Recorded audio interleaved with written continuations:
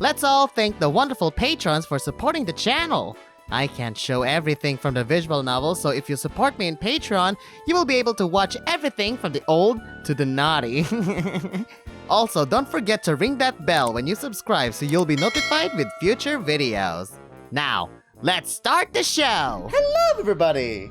My name's UkeKooki and welcome back for more Far Beyond the World.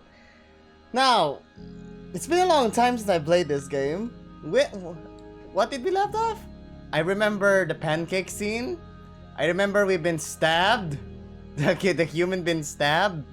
I remember the chief barging in with a Scottish accent. To be honest, that's all I can remember. So here we go. Let's continue on with Far Beyond the World. So where did I left off? Oh, it's January 26. I flicked the pages idly, munching on the remaining pancakes from time to time. Ah, wait, this is in middle of the night at 3 in the morning, I think. Ooh, daylight! A long yawn interrupts my reading, and I look around to notice it's already quite bright outside. Resigned, I just closed the book shut. Lions, bad. Tigers, good. Lions, bad. Tigers, good. Everyone live happily ever after. And then they kiss. Clearly, it's biased writing, and won't me hold a proper conversation with Ranok, but rather only fuel his frustration. With day arriving in full swing, at least I don't have to worry about the dark. I approach the window and admire how nice it is outside. The weather seems absolutely lovely with not a single cloud in the sky, and the warm sun reaching out to everything it can touch. The weather seems absolutely lovely with not a single cloud in the sky, and the warm sun reaching out to everything it can touch. And then it goes, time for the Teletubbies! Time for the Teletubbies! I close my eyes and enjoy the warmth of my skin, like sunbathing. I stay there for a few minutes, almost losing myself in the moment until the familiar nagging feeling stirs inside me. I really need a hobby. I really need a hobby instead of thinking of my death. What do people even do when home alone? Make traps. Beat your meat. Play oh, wait. Protect it from intruders. Yeah, that's it. Now where's my sword? And 'tis not the season yet. 'Tis not the season yet to be jolly. Fa la la la la la la la la. I chuckle, shaking my head at another absurd thought to which I have no context. My gaze darts back to the books, and I'm really unsettled by the idea that all I have to kill time with is an equivalent of a foreign encyclopedia. I don't know why, I don't know how, but I have a feeling that it was much easier to be entertained back where I'm from. Oh, this is so sad. I can't think of a single thing I would do, but I'm darn sure I wasn't this helpless. I really need to get out of this damn house. It almost feels as if the walls are watching me, waiting for me to lower my guard. I don't know why, but my breath slightly speeds up. I begin struggling for air as my windpipe clenches shut as if Val was strangling me again.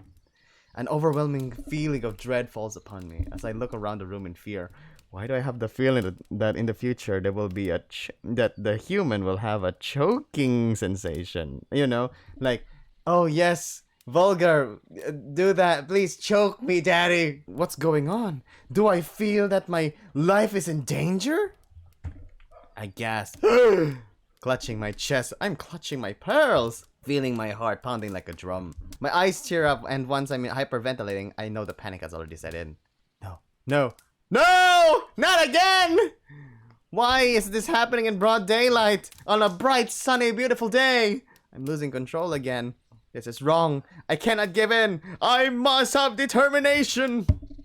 Oh, here we go. Here comes the voices.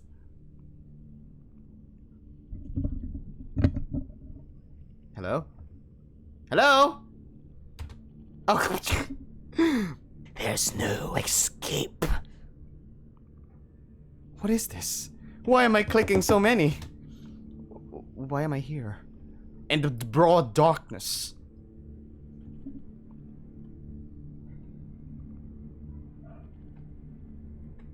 You already dead. Dead. dead! No. No! This can't be real. This is only fantasy. Let me go! I'm clicking as fast as I can! Give in to your weakness. The darkness is your ally. Ooh! Distortion world! I desperately draw in air, breathing heavily as if I just resurfaced from a deep dive. I feel so vulnerable and empty, as if all the joy and happiness got sucked out of me. I look around the kitchen, shocked that it's consumed by darkness and twisted in a natural way, sorry. What the fuck is going on? My heart jumps out of my chest as a torturous moan echoes across the house. Stop it! I shout out, sorry, tears flowing freely as I drop to my knees, huddling to the floor. Please, stop it! I beg to no avail. I feel watched, oppressed even, as if someone stood above me, judging and finding me wanting. Finding me wanting? Ranok. I mumble out, hoping that the wolf could hear me, wherever he is. And Ranok was like, my gayness is tingling. He's the only one who can make this go away. Like, wake up, human! Through the memory of tender moments we shared, I slowly climbed out of this pit of despair. That wolf, good and caring, is the hope I cling to. I hope that he'll walk in through these doors and save me. Oh, are we gonna have a WandaVision moment? I grunt, feeling physically oppressed as if something tried to push me down to the floor. My face is pressed against the wooden panels, the very same I cleaned. I can almost see my reflection on the glistening surface, remembering how awkward it made them. It hasn't been this shiny since I slayed it with Vulgor. That's when I realize it is his house, built with love and care and... Oh, so that's what the distortion looks like. Because I'm looking at a different monitor, and the contrast of the monitor is different from the other monitor. So, so that's what it looks like. A house he allowed me to stay in, to keep me safe and give me shelter. Ah! Don't go there! Don't go there to the shelter! I push back against the invisible force, emboldened by this newfound resolve. I look back at the kitchen, my mind clearing and my breath stabilizing. I am safe here. I'm safe. Safe! This is his home. My determination grows stronger with each passing moment. You cannot torment me here! This is my safe space! I shout out defiantly, vision of the grey wolf giving me strength to oppose the shadows. Go away! Shoo! Shoo!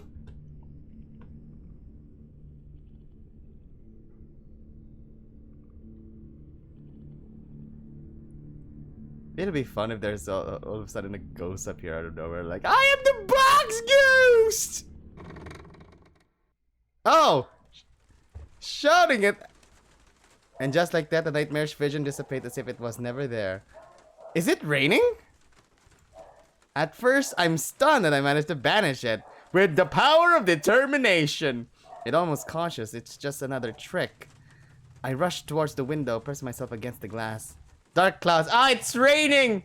So, is it raining, man? Ha! Ha! Hallelujah! Dark clouds cover the sky and a heavy slush of water fills my ears. It's raining cats and dogs out there. No, just say raining man, it'll be funny. But it's still very much daytime. When did the weather turn? Maybe it's when you face the darkness. I rub my temple in confusion, trying to rationalize how I slipped out for so long. With a shaky step, I approach the table and sit down, trying to stabilize my breath. I wasn't drinking anything this time. Something is terribly wrong with me. Maybe you're weird! I slowly begin to realize why my emotions shift so violently. There are those ripples of self-doubt and self-deprecation echoing across my mind. Are you trying to hurt yourself? Almost as if preying on my moments of weakness. Despite masking themselves as my inner thoughts, they feel so cold and dark and handsome that I slowly start to notice the difference. But how did the hours go by without me realizing? Maybe you passed out? It's almost as if I were in a trance. As upsetting as this revelation is, I take solace in the fact that I can fight back. The gray wolf is the key in that struggle. It's the key in that struggle. The onset of heavy rain outside deepens my feelings of sorrow and loneliness. I decide to retreat to the bedroom where Ranok's scent is the strongest. Like, it might be odd, but I need to feel the wolf near me, as if it's in an esoteric sense. Ah! I sit myself quietly on the window ledge, looking at the soaked world outside. The rain rhythmically taps on my window, snatching down the glass and distorting the view. I hug my knees tight to my chest. I hate being alone. Whenever I'm sitting with my own thoughts, I'm instantly filled with terror. With no memories to go by, my mind is aching to the void, boundless and empty, and with so much space, the shadows roam free. I try making up some memories, some happy distractions. Ah yes, let's paint some clouds. And also, let's paint some trees. And let's paint some friends. And that'll be our... And don't worry. They're just happy accidents. I think about days gone by, when I would go out on an afternoon like this and run through the grass, getting wet and dirty. An imaginary friend at my side while we dance in the rain like... I must have done that. I must have been weird. But the good kind of weird. Immediately, I pictured this friend to be Ranok. His fur soaked and dripping, and then all of a sudden there's music go... Wow. I chuckle, wondering if he'd smell bad. Again, I feel warmth going down my cheeks in two streaks. I'm in tears. I feel so alone here. So helplessly alone! No parents, no people to call my own. Just this wolf and his cottage. As lovely and adorable as he is, he cannot compensate for an entire life lost in the void. My friends, potential siblings, my mom and dad. In all honesty, I'm just an orphan at this point.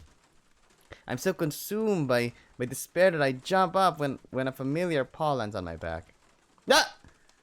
Oh, he's already here! Ranok! I gasped, startled out of my skin, and I just hugged him. I try not to look at him, to spare him the view, but I get a glance of the wolf's sad expression. Hey, why aren't you wet? You were crying again. I adjust myself, facing him with a brave smile, like, no, I wasn't.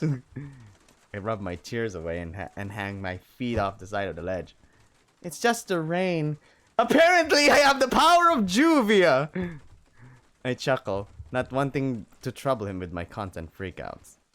He raises one brow and quickly looks around the room, paws extended to either side as if he wants to catch imaginary droplets, like... Doesn't seem to be raining inside. He draws a laugh from me. For someone so big and important, he can be such a goofball at times. But seriously, you're sitting in the dark again. The wolf grumbles, giving me a more stern look. I told you it's not good for you. Praken don't deal well with darkness, especially when distressed. Humans aren't Praken! Are they? Are they? I narrow my brows in confusion. Besides, I didn't want to waste your candles for silly rain. I make up an excuse, not really wanting to admit I was so far gone that my mind was incapable of a logical thought. Seeing my reaction, the wolf smiles awkwardly. I feel bad about leaving you alone. I understand. You have duties. I look back at the world beyond the window. The rain doesn't let up, but despite that, it's getting quite bright as if the clouds are slowly parting. Ano to? It's a sign? Like he's the brightness of your day? The wolf notices that too and lowers his head so that his muzzle can fit into the gap I've left in the niche. An hour or so, and it won't be so gloomy. I don't mind rain. I don't mind rain. I don't know. I utter the words with a defeated tone. Rain can be nice, especially on such a warm day. Ah! It depends. Oh, he is wet! Ranok sounds hesitant and it forces me to regard him.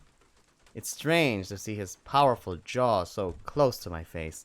His lips curve into an expression of discontent. One fang sticking out in that now familiar fashion. That's when I notice he's all wet. Fur clumped together in soggy streaks. I can't help but smile at the sight of this damp wolf. Wait! Give this man a towel! I move my face closer, almost red cheeks, almost to his cheek, which causes his eyes to quickly center on me, like... He's cautious and I can feel his slight embarrassment, but he doesn't move. Food and my grandma forced me to cut a whole chicken. You can do it, Mike! Just remember, follow the Kwan. Just follow the steps in YouTube. You can do it.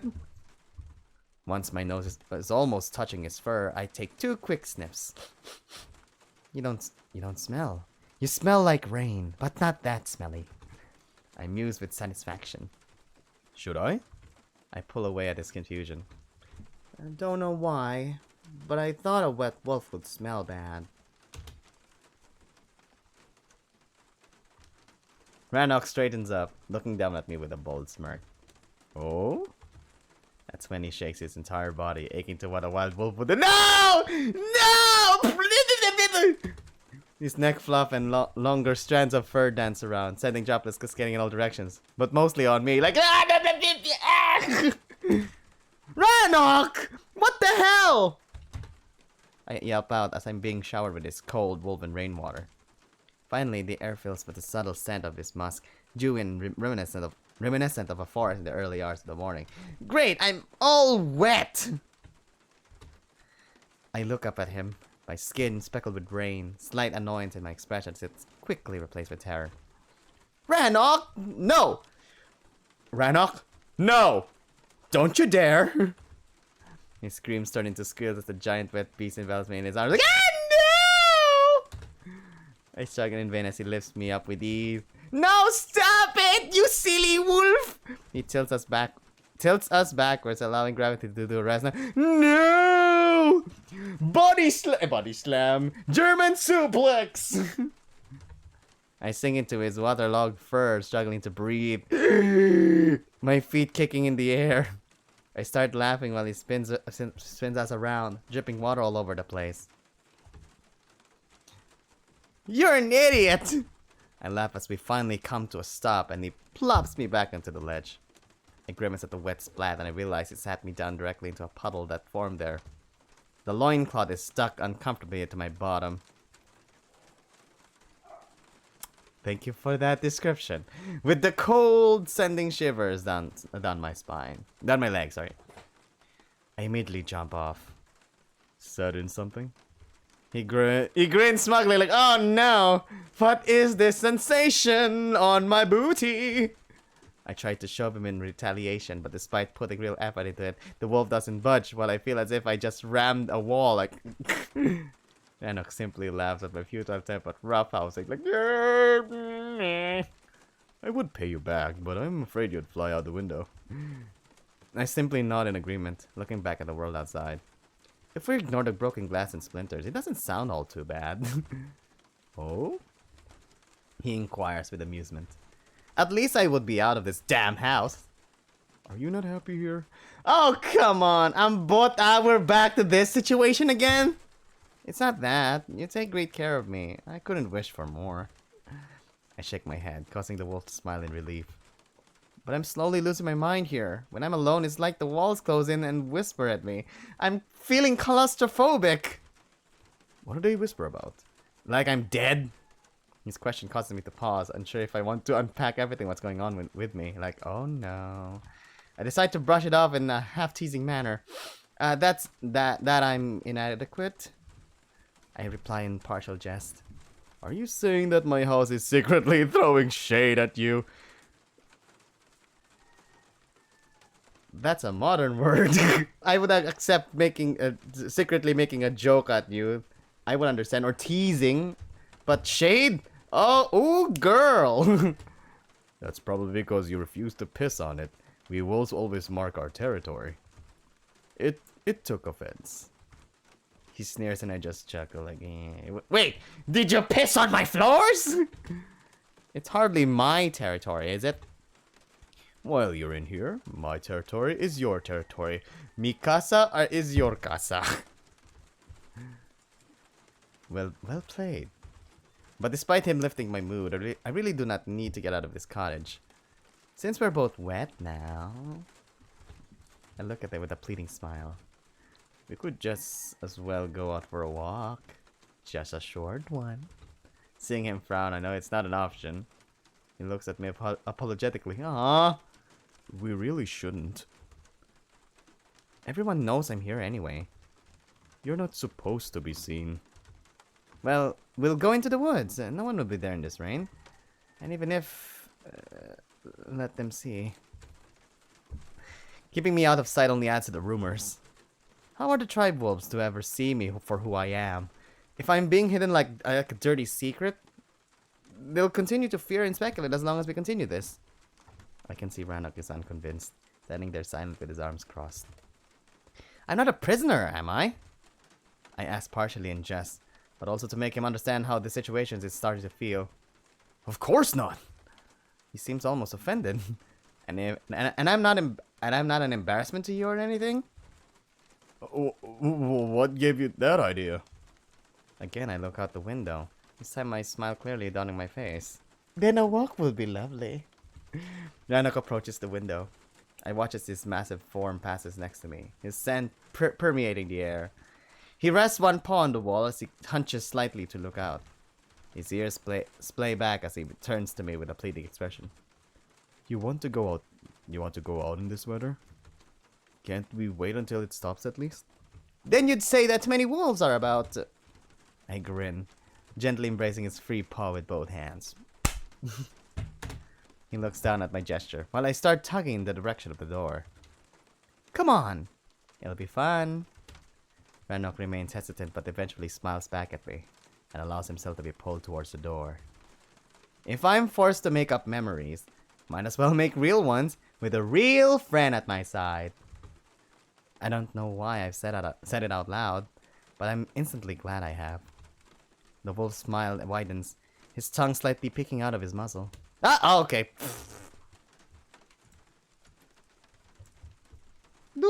Sorry. Did he just bet up at me? I can hear his tail swoosh behind us in excitement as it splatters the floor with more water. My floors! You go out in front, and I'll go through the window. I laugh at the absurdity of our little outing arrangement. Okay. Just give me a moment to leave my gear behind. The wolf nods happily and walks off, while I rush to the ledge and open the wings. Ah. I don't know if this is rain, or if this is sound like faucet water. The rain rushes over the sill, immediately creating a puddle that leaks into the room. I guess it'll give me an excuse to clean the house again. I push myself over the edge, waiting for the wolf on the other side. The cool droplets contrast immediately with the warm breeze gently kissing my skin every now and then. This is quite invigorating. I laugh as Ranok finally arrives in a sorry state, his fur clubbed and hanging heavily. Wet wolf! I laugh at it, forgetting that in this scenario he has the upper paw. His determined, challenging smirk proves that I've just made a mistake. Within a second, he's on me, enveloping me again with his soggy fur like... An even wetter human! Yep! At first, I struggle in his embrace, only causing more water to drip onto me. So eventually, I simply surrender. As the wolf pulls away with a cheeky smile, I cannot help but to laugh with him. You're such a pup! Said the tiniest adult I've ever seen in my life. He sneers and I just shake my head. Come on! Let's go! I pull out his paw as he's still reluctant to move from this spot. I want to take my wolf for a walk. Ah, the blush. I jest and Ranok smiles, almost smitten by my words. Just as I am about to let go of him, he takes firm hold of my hand. I try to contain the blush as we walk into the trees, hand in paw. We walk away from the cottage with no soul to be found, as everyone was hidden from the rain. I can see that the soggy fur isn't a sensation Ranok enjoys, and I begin to think it's a shared sentiment among his kin. Despite this clear discomfort, he walks with me, a joyful gait to his step. I can see he is happy for me, happy to do something to help me feel better, and I cannot be more thankful. Everything smells so fresh and new, and I take it all in like... Eventually, we leave the thicket surrounding the cottage and enter a large glade dotted with dandelions. Dandelions! How beautiful! I laugh, letting go of Ranok's paw and simply spin around like... Despite how gloomy this day is. You know what Ramis needs? a dress. The meadow looks cheery and bright with each golden flower glimmering like a star in the dark. There's so many of them. It's so beautiful. They're just weeds. They're not weeds! He scoffs in amusement. There's nothing prettier than a yellow flower on a rainy day. I look up, closing my eyes and allowing the raindrops to wash over my face. I bring my hands to my brows, clearing up the excess water with a laugh. This is wonderful.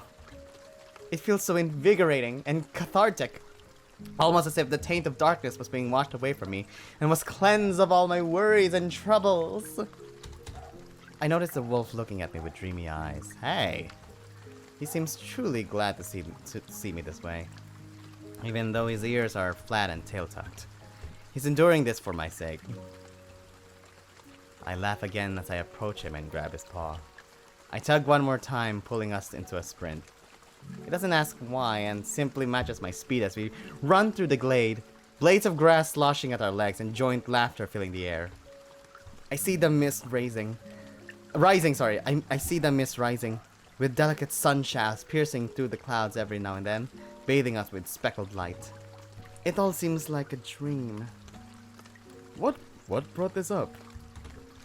He tugs at my hand for attention and I look at him with a wide smile, just blinking away the rain. Although we come to a stop, I still slowly wander around in place. You're practically beaming. Did you remember something? No, I'm just happy to just get out of here. To just get out of that freaking cramp of a house. I feel free, in other words. The wolf asked with clear hope in his voice. No. I chuckle. But I will remember this. I stretch out my arms, simply enjoying the moment. Ranok opens his muzzle in surprise, but quickly smiles boldly, approaching me with purpose. I can give you something else to remember. Kiss? In the rain? And before I can even react to the statement, the large wolf rushes at me at full speed. Ah! I didn't have a chance to duck as his paw enveloped the back of my head and spine. What? He tackles me and pins me to the ground, his embrace cushioning the fall as I release a loud oof. Then, the only discomfort I feel comes from his crushing weight pushing me deep into the wet grass like Ranok! I yell out and before I know it, he starts to roll. I was like, whee! No CG! Oh, that's so sad! The world spins around as I gasp for each time I'm above the grass. I hear the wolf laughing, his deep voice rumbling inside his chest, and I just join his glee. You know what this needs? An effects, just like in Camp Buddy, where it's just a little box and they're just rolling around. Everything smells like the forest dew, his wet fur gently slapping my face on each rotation, and then mud on my face.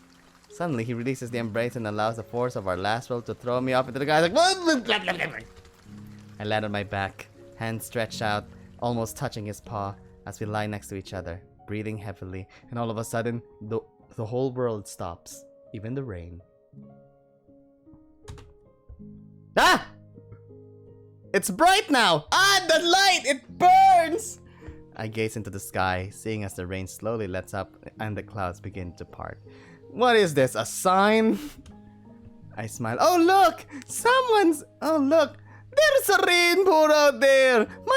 It might be there's a pot of gold at the end of the rainbow. I smile, noticing the first signs of a rainbow forming, the colorful arc stretching just in front of us. Ah! Nipple! Nipple!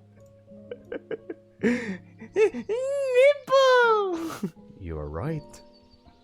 The wolf croons in the afterglow of our frolic. Hmm? Rain can be nice. He smiles. Anything can be nice when you're around. I catch myself exhaling another blizzard. I start. Bad breath. The wolf blinks at the statement and turns to face me. You really mean it? He asks in disbelief. Of course. There isn't a shred of doubt in my mind. Ever since I woke up in this strange world, Ranok has been at my side, always supportive and encouraging. He keeps my darkest thoughts in check, and my empty mind slowly fills with memories that I wouldn't trade for those I've lost. You are my anchor, my safe haven. I admit, giving him an encouraging gaze, and I see he's struggling to hide his emotions. I mean it. When we first met, with you tied up and bruised, and then stabbed, I thought you would never... Well, if I chose you, I would have died, but then I chose Vulgor to do that, and it was precise, so there's no problem. But I still feel the pain. Never say never. I interrupt him. No point for us to relieve any of that. We're here, and now. And then all of a sudden, Son! What are you doing with a human? I look back to the rainbow, filled with unexplainable hope. This is beautiful. Cartoony, but beautiful. This reminds me of a Flash game. Was it Dragon Quest? I search for a distraction, but instead I've got a reminder. No matter how heavy the storm is, eventually the sun always comes out. Unless there's a flood, then one just has to simply weather it. And I fully intend to. Cause you know, kasi ang buhay ay weather lang. I smile, holding down tears, looking at the wolf beside me. He's admiring the colorful arc as if he has seen it for the very first time. I bet in this highly structured life, it's easy to lose sight of the simple things. I'm glad we get to share this moment together. Would anyone trade it for an unknown? Hey! Thank you, Ranok, for everything. He simply nods. I close my eyes, and for the first time, I truly allow myself to enjoy the present, just as he told me to do the very morning when I was stabbed. Why do you have to say that? Despite both Verissa and Val calling him a fool, he has the wisdom of the heart, and I find myself trusting it more and more. If I have a compass, it is pointing at him. I might be really falling for that wolf, like Oh, that's the end of the song. Okay, we spent some time resting in the glade, not really talking much, but just enjoying each other's company. Then we got a cold, and all of a sudden we got sick. The sun came out in full force, caressing us with warm rays and drying off the rain. I could stay here forever, but eventually we get up, deciding it's time to head back. Time to wash our clothes! We walk towards the cottage, laughing and pushing one another in a teasy fashion. Like, it's kind of like Shrek, like... Oh no. Despite how wet he got, Ranok's mood seems to be soaring. Well, that was quite fun. I nod as he helps me up the window. Oh, yeah. Oh, why? Stop touching my butt. Again, his paws wrap up. I was right! I made a joke about the butt, and then again, his paw wrap around my butt. Why am I so good at this? Again, his paws wrap around my butt, but this time I rather enjoy it. Don't slip. Don't slip. Oh, what's this? I nod, watching the wolf rush off into the distance. As I slide from the wet ledge, my feet cause a splash, and I notice that pretty much the entire bedroom is flooded. No! Not the bedroom! A shallow puddle formed, reaching all the way towards the bed. Oh no! I simply fetch one of the buckets from the kitchen, noticing Ranok enter. He's dressing up again. Right, I've got to see my father real quick to deal with a few things. But it's all wet. Well, I can't very well see the chief just in my pants now, can I? Oh, I guess. I mean, yeah. I chuckle, seeing the wet cloak slaps against his back like... Poor wolf. Poor wolf. Very, poor wolf. Poor wolf. Poor... childlike wolf. Puppy-like wolf. Don't worry, I'll be back in a moment. No, you're not. I nod and bring the bucket back to the room. Time for me to bucket this thing. I used one of Ranok's old loincloths. Oh yeah! His old loincloth. What am I gonna use of it? Use it as a rag! From the chest to soak up all the water and wring it into the bucket. It doesn't take long to get the room dry again. And all of a sudden I saw, cum stains. Once I'm back in the kitchen, I decide to prepare the fire. The wolf is completely waterlogged, and I bet he will enjoy having some warmth once he's back. I take a few pieces of wood and secure them in the hearth. I also retrieve the fire striker, along with the flint and some kindling. Mimicking the wolf, I attempt to get the fire going, but with little success. And all of a sudden, the house is on fire! No matter how hard I try, I cannot figure this out. Sweetie, it's just two rocks. All you have to do is just do this. You see? I know it's hard at first, but you'll get it. With the perfect timing to notice my failure, Ranok enters the cabin, looking at my efforts with amusement. He just stands there, judging me!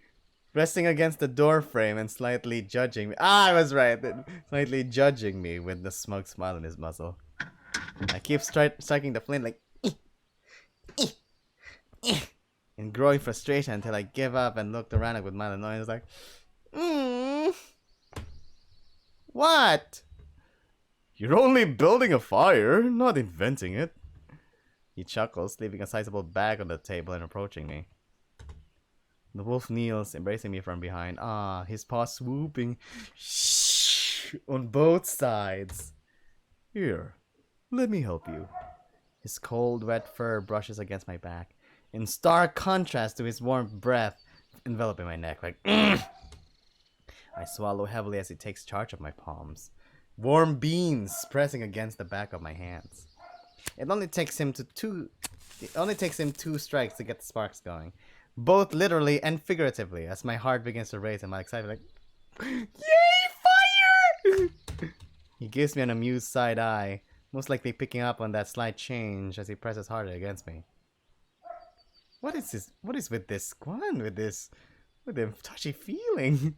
His muzzle leans in seductively, almost brushing my cheek as he blows at the small flickers hiding inside of the kindling. I shiver as his chest expands, pushing slightly against my back, allowing him to huff and puff and blow the fire!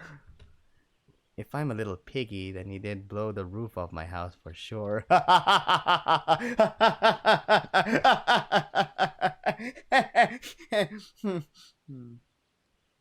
Which roof? Your wood? The flames rise with each of his breath, slowly enveloping the wood. We stay this close only for a moment, but it feels like an eternity. And just like that, as if nothing happened, he lets go of me and stands up. We should dry up before we'll get our little feast started. I nod, glad that he knows when to stop pushing my button and that he's kind enough to spare me the awkwardness. He begins to undress, and I help him strip down to his loincloth. Spreading his gear near the hearth so it dries up quicker. For me, getting rid of the water is a trifle. Just a towel and a few runs up and down my naked skin. But the wolf, that's another story entirely. He has a hard time drying up his fur. I now see why he hates the rain so much. I decide to help him out, rubbing his body with a towel, soaking up all the moisture of his back when he cannot reach on his own. And then I wring it outside, and then I just wash it again, and I wring it outside again. He seems, no, wet wolf! Puta. Everyone is into armpits apparently. He seems rather pleased being serviced like this, simply allowing me to do most of the work while he stretches out and tenses his muscles like, He's teasing me again, but I don't mind. I'm happy to help him, and seeing his tail wag in joy is my own reward. Once he's dry and slightly puffier than usual, I chuckle and look at the hearth. So, what are we having? Pancakes? Rabbit stew. Rabbit stew! Rabbit stew! Rabbit stew! Yeah, what's up, Darkness? Oh, rabbit stew! He smiles, pointing to a small sack lying in the corner of the room. Caught it myself during patrol this morning. He was just wandering around with a carrot on his hand and was like, dun dun dun dun dun dun. That'll hold it all right. I grimace, realizing there's a dead creature in the bag, like, but it's dead! What is it? Please don't tell me you don't like rabbit. He pleads, walking towards the cupboard and opening one of the drawers. Like, what are you gonna do? No! No! It's just... If you need to, do things to it before it's edible. I better sit this one out in the bedroom because I don't want to seeing a peaceful looking creature get killed like that. The wolf sneers, retrieving his spare pair of pants. Are you that squeamish? Don't worry. He huffs, struggling to put them on. Ah, why? He has big butt and legs. It's already prepared. By who? Vulgor, of course. Oof! He issues another strained exhale. Pulling the leather over still slightly human fur must be rather unpleasant. Wouldn't do that in the house anyway. That's what butchers are for. You mean Vulgar's side job? Funny you should ask. He's the one who prepared it. Ah, such a sweetheart! I was quite happy to do it too. He's such a sweetheart! You two are obviously getting along. He's such a sweetheart! He lifts up the bag and unloads the contents into the table. As I blush at his comment, like, Vulgar likes me now!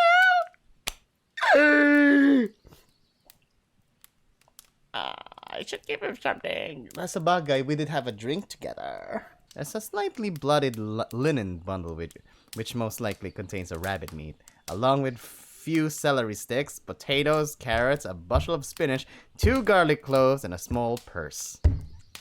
What's the purse for? I don't know. I look at the little pouch with curiosity. Oh, what's in it? The head. Lentils. Oh, lentils. Lentils! He responds, seeing me eyeing out the entire assortment. We go easy on the veg in our stews, but Verissa told me humans are pretty fixated on their greens. Exactly. We love our greens. And our rabbits! That we are. I smile, nodding, while the wolf approaches the hearth and pushes up a lever on its left side. This causes a chain to emerge from within the chimney, hanging down with a metal hook on its end. Ranok uses it to fix a sizable cauldron within the fire, while I decide to help prepare our meal. Ah, if only my witch hat was here, I could be like, time to make rabbit stew! Ranok uses it to fix a sizable cauldron with the fire, while I decide to help prepare our meal. He provides me with a knife and I begin cutting the celery, cubing potatoes and carrots. Don't cut yourself. Sharpen it this very morning. I won't. He winks at me coyly and I almost do exactly that. Dickhead! You fucking idiot! I call out as I graze the tip of my thumb. The wolf erupts in laughter as I flap my hand around like,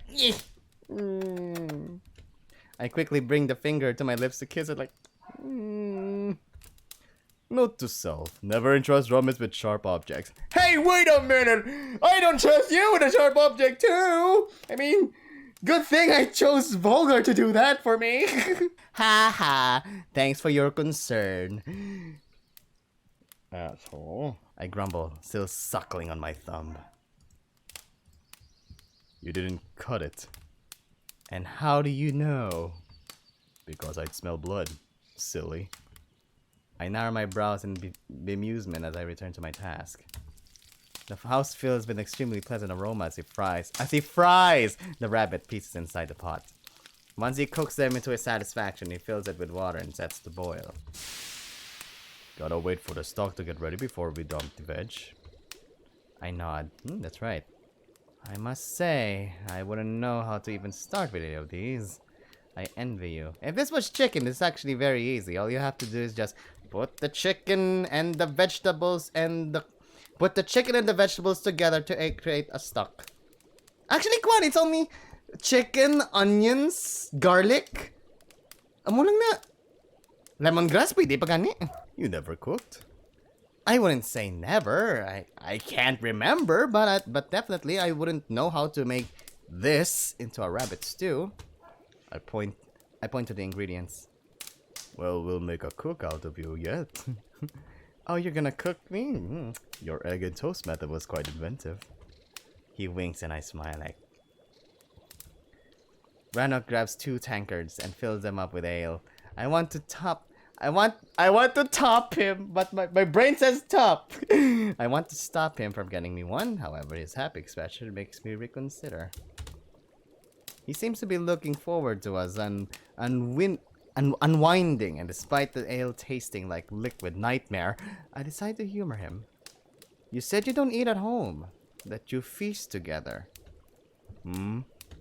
How? Or better yet, why did you even learn any of this? Well, we spend a lot of time in the woods on patrols. Quite often sent away for a few days, if not weeks. He reveals, wetting his lip in the ale, and my stomach churns a little of the idea of him leaving me alone for that long. Like, his eyes center on me, and it's clear he picked up on my distress. Like, don't worry, you won't be rid of me that easy. The wolf winks, and I feign annoyance in hope of masking my ever-present blush. I'm responsible for you. I can't be set off while I have an active charge. I cannot hide the relief that descends upon me when hearing this, and I simply take a happy sip of my own drink like... But yeah, when away, we have to cook our own meals. This. He points to the pot. This is pretty much basic stuff for pups. Hey, wait a minute! My expression turns, and although I retain the blush, it's now more out of the embarrassment than his teasing. I don't remember what I used to do before, but I know I wasn't the most independent of people. As I look at the bubbling cauldron, it's becoming ever clearer that I won't be able to do any of this. Yes, you can. Forget the stew. I can't even start a damn fire. Well, that's true. Seriously, don't worry. He mutters. My father promised me he will keep me within the village. It's all part of the deal, after all. I nod. Speaking of your father, what did he want? It was the other way around. Oh? I'll tell you once I know something comes out of it. It's a surprise. He grins at me slyly, and I wonder what he's up to. We sit like this for maybe an hour or so, just idly chatting. Ranok explains to me how his pack was tracking a bear this morning. Not to kill it, but to actually see it. It took a lot of effort, but eventually they managed to spot the beast, which was quite a sight. Apparently, feral bears are almost as rare as feral wolves, and he wanted to make sure the beast was safe and well. The tribe believes that the creature is a messenger from one of the great spirits, an omen of sorts. Are the great spirits your ancestors? No, not directly at least. He chuckled at my naive question. They are the spirits of the wild, feralkin ancestors. Oh, so you mean like spirit animals? Yeah, I guess you could say that. The wolf nods, clearly amused by my lack of knowledge. Memory loss. Remember? I have no memories! I poke at my temple. And he laughs out like, memory loss. Remember? Fine, fine. There are 4 great spirits that our tribe worships. There are others, of course, but we only consider these 4 as the true guardians of Tinman. The Tirnan. He takes an idle sip and I do the same like. The Great Bear represents tenacity. Warriors who face overwhelming odds look to him for guidance. The Great Stag is the spirit of cunning. I thought the Great Stag is the kwan, it's more of kwan, kumbaga, life. Is a spirit of cunning. Those who have to rely on outwitting their enemies turn to him for help. And then all of a sudden, Mama! I'm talking about Bambi. Mama! The grave wolf. Ano to? What happened? Okay. The grave wolf represents loyalty. I tilt my head in slight confusion. Loyalty? Not strength or something along those lines? The strength of a wolf lies in this pack. We are familial creatures. To us, the bond between our kin is of utmost importance. You say that, but both you and Vol made it clear that siblings don't mean much.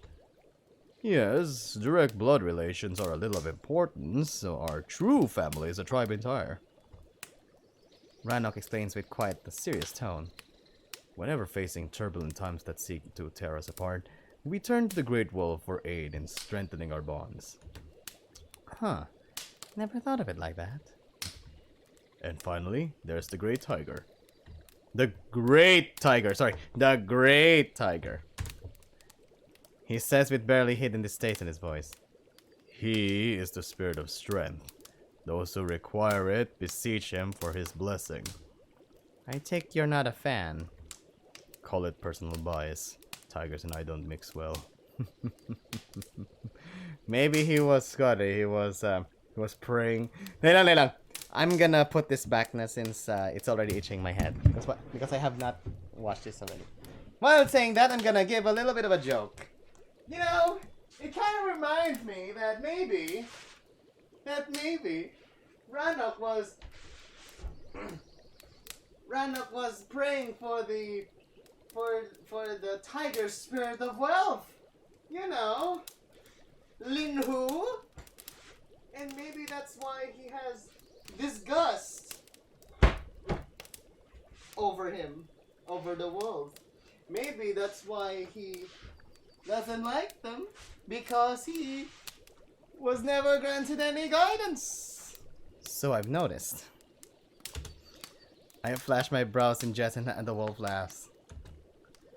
I really don't want to get into other kin politics at the dinner table. I'm sure I had a fair share of uncles ruining meals in the past, and I don't need Ranok to join their ranks. But it is incredibly touching to learn that those wolfmen treat animals with reverence. I know that's not exactly the case for humans, and it almost fills me with shame. Shame! I take a reluctant gulp of ale, looking to the bubbling cauldron. I guess the broth is ready. Let's add the rest in. He slowly throws the prepared vegetables, along with emptying the entire purse of lentils into the pot. I look at the bushel of spinach, and not entirely sure what to do with it. And all of a sudden the spinach goes... In it goes! Oh! Oh! Okay! He nods towards the pot, and just like that, I simply put it in. I watch curiously as he stirs in the contents, letting them bubble and mix. Check the cupboard. There should be a small white phial at the bottom of the shelf. I retrieve it for him, opening the lid and taking a sniff.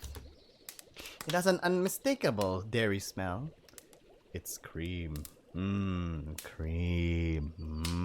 Not expired at all. Cream. It's my special blend. He pours it. Oh no! He pours it in, and I just marvel as the brownish stew becomes lighter, almost matching Ranok's coat. Even the green leaves. He's making gravy. Even the green leaves of spinach floating in it remind me of this cloak and eyes. I chuckle as it almost Ranok in edible form. Oh yeah, I can taste Ranok now. What's so funny? You're a dish. Oh, you're a dish. Oh yeah, you are a dish. Delicious. I wink at him, which clearly catches him off guard. Like, Whether he didn't get the play on words or simply got flustered by my forwardness for a change, I'm quite satisfied with the quip. Eventually, he just rolled his eyes in amusement and reaches up for a dried bushel hanging on the wall. I don't know how, but I immediately recognize it as thyme, and a smile stretches across my face as he drizzles the stew with the herb. I grab 2 bowls from the shelf above the hearth and set them up, accompanied by wooden spoons. We sit down again, waiting for the food to get ready. Another hour goes by, but as we just chat some more about his morning exploits while the aroma of the stew slowly fills the house. He's very athletically inclined with a clear competitive edge. Apparently, he sparred with some of his pack members earlier today, sending them to the dirt 4 times before they gave up. He is very proud of his skills in combat, and it almost feels as if he's boasting to impress me. Like, oh, when I called you a dish, and all of a sudden you're like... It's actually kind of cute. Eventually, Ranok brings the cauldron to the table and fills my plate. This smell is something obvious, absolutely out of this world. What does it smell? I don't know. I wait patiently for the wolf to set his own portion, and once that's done, I dig in. I pick up a spoonful and blow it at cautiously, trying to cool the stew a bit, like... When I have a taste, I'm at a loss. The stew is absolutely amazing! It's a medley of flavors I never tasted before, and could not have imagined them going so well together. Ever since I lost my memory, I experienced everything with doubled intensity, as if discovering it anew. Now then, what does it taste, Romiz? What does it taste? Do you think it's just fun? It's just, you know, rabbit stew? I wonder what does it taste? And there's plenty to rediscover, as this wolf is one mean cook. Ranok's tail begins to pat against the chair as he notices my satisfied expression between each spoonful. Do you like it? It's amazing! I guess almost orgasmically, blushing at my own exaggerated reaction. Whoa. He turned his gaze away like he got flustered by the sounds of my pleasure, like ooh. It seems I accidentally edged him as his entire body and tensed up, like ooh. He pushed his legs together to cover his groin and got my answer, like someone has a hard on. I no longer think I'm misreading things. This wolf seems to be into me, but I don't know what to do about it. Just compliment him more. It feeds his ego. I think I'll wait for him to emerge on his shell and on his own terms. I don't want to push it, and I cause him to shut down again. He clears his throat and looks at me with a guilty expression. I'm glad you enjoyed it. I really do. We managed to have only one more spoonful when knocking on the door comes. I was assured we'd be left alone. He grumbles in annoyance, getting up and opening the door. Please, please, it's not the father. Or if it's Verissa, then I'm okay with it. It's Verissa! I'm okay with this. It's Verissa. The white female rushes past Ranok and looks directly at me. Right. Your father just informed us that the human will be at the feast tomorrow. Really? What? What is the sudden change, Verissa? Immediately, Ranok's expression sours, contrary to mine, which brightens up. I have a feeling that Ranok doesn't like the idea is because he wanted us all to himself. I'll be able to leave the house tomorrow. I'll finally meet the tribe. Thanks for ruining my surprise. Oh, it was a surprise! Oopsie. It was your idea then. She gives him a baffled look. I asked him to consider it. Romis was getting incredibly lonely here. So your solution was to throw him into the wolves? I mean, metaphorically, yes, but I never knew it's literally. Literally. I chuckle. It's not funny. Not every wolf hangs himself on a technicality. Ranok might have made you his ward, but that's not guarantee of your safety. No one would dare touch him. Not if we maintain our pretense, but that's going to be much harder with him out and about. Tano is on his case since the meeting. He's practically obsessed with a human. What did he say? We can handle that. We can handle Tano. And you're willing to bet Rames's life on it? She asks, and Ranok's ears fold back. He's clearly troubled, and that makes me uncomfortable. But I can't stay here forever. I really need to get out of the house. I'm going insane here. I'm losing my mind here. You can lose your head. You can lose your head if anyone finds out you can understand us. I fall silent, knowing that I don't have much arguments to counter her. That doesn't change the fact that I cannot simply be imprisoned in here much longer. And my sorrowful expression makes it perfectly clear to Ranok. We have to trust Ramis. What? What? Am I as surprised as she is? We don't know when his memories will return. It might take it may take a week or a month or as long as it takes. He's not my prisoner. He's my charge. What's that supposed to mean? He's my charge. Is that something I should know about? Charge, as a noun, a price asked for goods or services. Besides that, an accusation, typically one formally made against a prisoner brought to trial. Oh yeah, he's a charge. Yeah, Baligan charged up for this. Yeah, no. Keeping him locked up isn't right and only fuels paranoia. The only way to calm things down and to allow him some semblance of freedom is to introduce him to the tribe. The sooner, the better. The female looks at him with concern and sighs in annoyance, while I'm just incredibly touched that Ranok took our earlier conversation to heart. I hate it when you're right. I hate it when you're right. But this is yet another gamble, on top of a series of bets we just made. I'm sure Ramis can handle Tano. He's a smart beastie. Besides, as my ward, he will have me at his side at all times. But what if I was kidnapped? Fine, but don't come crying when this will spectacularly blow up in your muzzle. That's an easy condition. I'm really wrong about people. He shrugs, giving me a sly wink like, eh. I blush, overwhelmed by the confidence he has in me, but I'm not sure if it's completely warranted. I'm slightly concerned by this Tano character. He seems to be putting pretty much all of them on edge, and I'm not certain what to make of it. Before I get to ask, I can see Verissa approach me. Anyway, I came to check your bandages. Oh, okay. So I stand up, allowing her better access to my underbelly. Why are they all wet and green? Oh, right! I forgot he's in bandages! She takes an idle sniff of my dressing.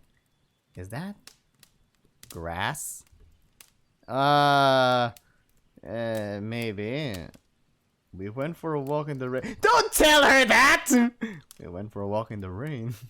Oh yeah, sure, and then I have gangrene on me. A walk. She looks to the grey wolf with a slightly risen brow. Then why is he all covered in your scent?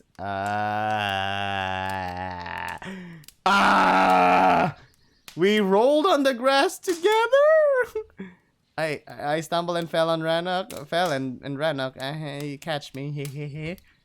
I tried to help him up. Yeah, that's it. Marissa sighs at our pathetic explanation. You are seriously injured. She growls at me. I'm not talking figuratively either. That stab was as well executed as it was. It's still serious. You cannot be seen out and about, rolling the grass with a wolf thrice your size. I mean, seriously, Ranok. He's just a dumb kid, but you should know better. The female scolds us in a rather harsh tone, like, do you want some rabbit stew? It will, warm that cold heart of yours. It was just a bit of fun. Nothing fun. What if someone saw you? In the middle of the rain? Come on. There was no one around. It was pissing rain. Ugh, now I need to change those again. On the upside, you might have an open wound. A little bleeding will help to seal this as if something serious and teach you a lesson you desperately need. It's not like we have betadine or anything. She pulls out new dressing from her pouch, placing it on the table along with the pinkish tincture. She kneels down and unwraps my bandages, slowly revealing the spot where Vol has stabbed me. This is odd. Don't tell me it healed itself. She mutters in surprise, inspecting the wound. It's already closed. What? That quick? Oh, I must be a mutant. Oh, sorry, Ramis must be a mutant. That's good, right? The wolf shrugs, taking an idle drink of ale. It's clear that my stabbing is still making him rather uncomfortable. When was the last time you saw a cut this deep close within 2 days? She asks him, but the male is not even looking in our direction. There's no oozing. Nothing. Well, we have to thank Vulgor for that. I look down, and indeed, all I can see is just a reddish line in my side. It's already scarring. Yes, Vol really knew what he was doing. I proposed through a smile. No, you're healing too fast. Maybe it's the powder you gave me! It's almost unnatural. I'm a human. Some of our wounds no, not really. She pretty much confirms my suspicions. I knew there was something odd about how well I felt immediately after my fever. Despite this being a positive development, I got a nagging feeling there's something sinister behind it. What are you suggesting? Ranok sighs in annoyance, clearly uncomfortable with our conversation. I'm not suggesting anything, but it seems there's more to this human than meets the eye. She douses my wound with a pinkish solution, which stings a little, but at this point I'm used to it. Once she cleaned the spot, she started dressing it up again with bandages. Are you saying that this is all a dream? When she's done, she stands up, taking hold of my shoulders and looking directly into my eyes. You are gravely wounded. You must act it. No one can suspect you're fine. Especially now when we can barely even call it an injury. And no one can know you speak our language. So what am I supposed to do? She reiterates and I nod. I had the intention to spice up my wound from the very beginning. She nods back to me unknowingly and proceeds to leave. Wait! Would you care to have some rabbit stew with us? There's plenty to spare! Yeah, would you like some rabbit stew? The female looks back at me with a soft smile and gazes at Ranok. At least someone around here has manners. What would the point in asking? I knew you would refuse anyway. It's the thought that matters. She looks back at me with an apologetic gaze, opening the door. I can't stay. I have evening patrol duties and my pack has left leaderless for the past few days on your account. I look confused to Ranok. She's also an alpha, just like me. I can tell. Really? There are female alphas? I'm sorry I never knew, but this is kind of new to me. She looks at me with surprise and chuckles, accompanied by Ranok's thundering laughter. Oh, what sexist backwater do you come from? Before I manage to respond, she leaves. Hope she didn't take it the wrong way. Don't worry. So far you seem to be more amusing and annoying to her, which is a good sign. Speaks much about you. How so? Neither she nor Vol warm up to people easily. I knew there was something special about you. I tried to conceal my blush and returned to our meal like, I'm just... Okay, sige, I will just eat more of this rabbit stew. We spent the evening just chatting away, with Ranok indulging heavily in ale and talking of sparring and wrestling. He seems to really enjoy contact sports, which allow him to utilize his burly build. I don't mind his little boast. They clearly meant as flattery directly, but I just can't help myself to cool him down a bit. I bet Vol gave you a run for your money on more than one occasion. He almost choked on his beard and throws me an angry stare. I bested Vol many times. He reiterates and I just stifle a chuckle like, oh sure, prove it. Which only means that at least few times he bested you. If you're such a wise guy, how about you and me have a spar and see who ends up on top? Oh, that's not fair! You're biologically stronger than me! The wolf raises his brows challengingly and I can see his tail flicker in excitement. I see what you're doing. It's a cute trap, but I'm not falling for it just yet. You really think that taking down a tiny piglet like me is going to compensate for Vol handing your ass to you? Oh no! Oh, you. He slams his paws onto the table and stands up slowly, his form tense in a playful manner as if he were about to pounce me. Oh, no. We're here. Not on the table. Nuh-uh. I shake my hands laughing. I'm gravely wounded, remember? I point to my side, winking at the wolf. Ranok issues a subdued, seductive growl, which sends tingling shivers down my spine like, shit! God damn you, Sans! Lucky little piggy. He sits down with a mocking expression, taking a long swig at his tankard. I must admit, getting to know him better and being able to tease him back is extremely satisfying. I feel that we began truly bonding, and whatever this is between us, I'm just glad to have him here, even if we're just friends. We return to idle banter, teasing each other from time to time way into the night. And it's nighttime! I haven't had so much fun in a long while. The wolf exhales, emptying his third mug of ale, and I just laugh awkwardly. All we really did was eat dinner and drink and talk and eat dinner. What can I say? You're good company. He shrugs, approaching the barrels and refilling his tankard. I tried to keep his tempo, but so far only managed 1 pint, struggling with my second. Besides, if I wanted excitement, I'd be out with my pack. Speaking of, I have to head out early tomorrow. He states, sitting down, and I look up slightly concerned. Oh? My father arranged for a little competition. Ranok winks playfully. We're tasked with a hunt. It's a big black boar that has wreak havoc in the forest. It's to be a centerpiece of tomorrow's feast. The pack that gets the kill will have a whole week of off duty. Let me guess. Your pack will be able to get it, and then after that we get to talk for a whole week. Yay! I won't lie. That will be nice. I nod, wetting my lips. The bitter sprue starting to grow on me. I know, right?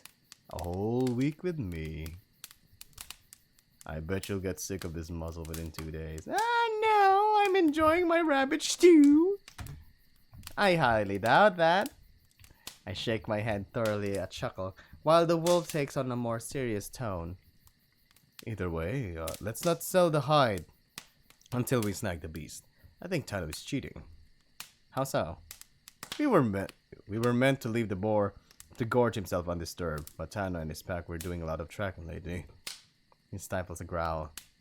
I think he kept tabs on the beast.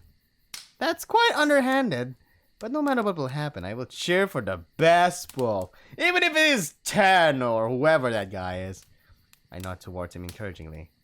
And who's the best wolf, pray tell? Why, you, of course! My wolf is the best wolf! I muster a slightly seductive smile, which causes the wolf to laugh it off nervously. In all fairness, I'm terribly excited about tomorrow. Also a bit daunted. I'm sorry. In all fairness, I'm terribly excited about tomorrow. Also a bit daunted. You'll do just fine. He dismisses me with a paw. I'm glad at least one of us is confident. Verissa did spook me a little. She loves to overcomplicate things. I tease her about it a lot when we were younger. Oh? I inquire, finally tapping to the bottom of my mug. I used to joke that she was born gray but turned white due to her constant worrying.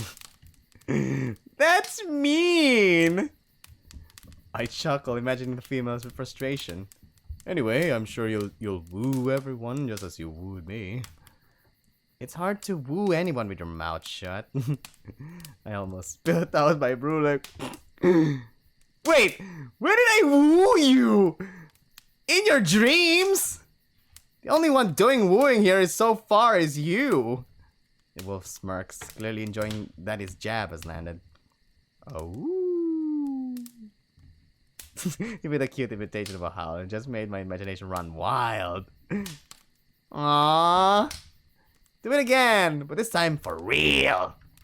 I demand, tapping my hands on the table like... What? Give us a proper one. Howl, like true wolves do. And then all of a sudden, domino effect.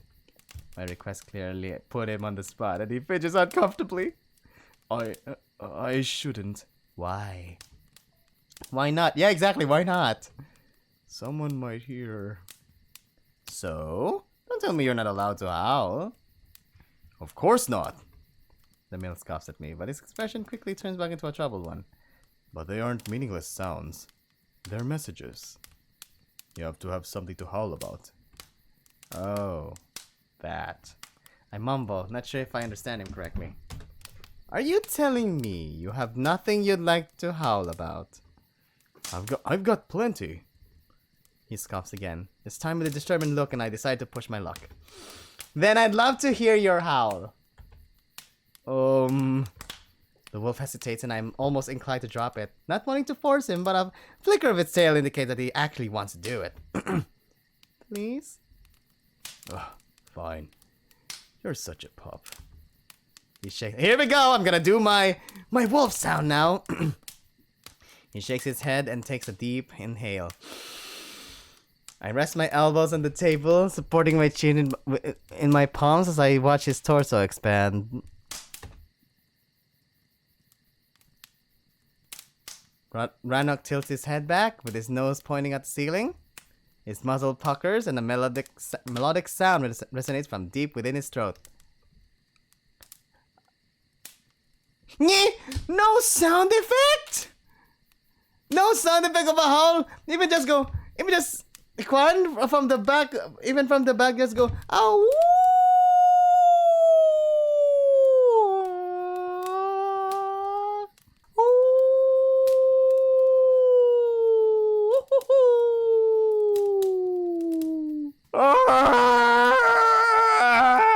A sentimental feeling washes over me when I hear his voice reverberate across the glass windows. So the howl echoes throughout the kitchen in a high-pitched tone filled with joy and happiness. He's sending a message of comfort and bliss to everyone around him, and I swear I can hear it say, "I'm the luckiest wolf alive!" And the father is like, "Oh, I'm gonna beat his ass the next day." I'm extremely touched, and I could feel the hair on the back of my neck rise up in response. I'm just sitting here looking at him starry-eyed.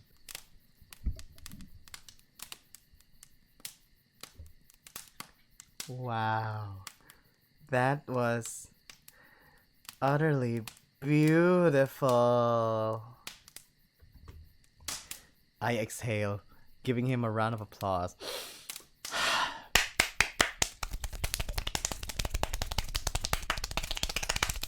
Seeing he took my breath away, the wolf smiles awkwardly. "Now can I have a kiss?" "Well, it was a pretty good day." He nods and I raise my mug. "I'll drink to that." We clink our tankards and cheer. We continue chatting and drinking for a while longer, both teasing each other to draw another fit of laughter. Eventually, we got drowsy enough to head off to bed. Aw, that's so sad. Eventually, we got drowsy enough to head off to bed. Well, that was quick! If Ranok is to have any chance at the hunt, he needs to be rested. I puff up the pillows. Sorry. As he drops into the mattress, patting a spot beside him.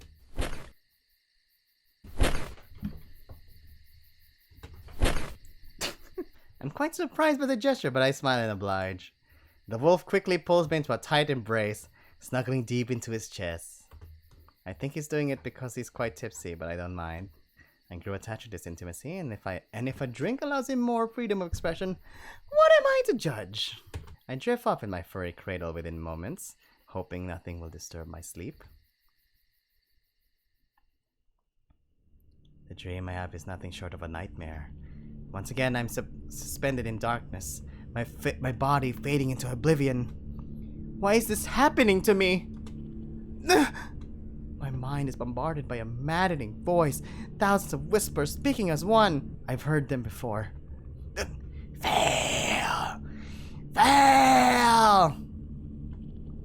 I struggle at the first attack, almost breaking, but the choice of the word steals my resolve. I won't fail! I won't give you the satisfaction! All hope! I want to scream in agony, but without a body, I am forced to endure this in silence. Why do you keep torturing me like this? Fade!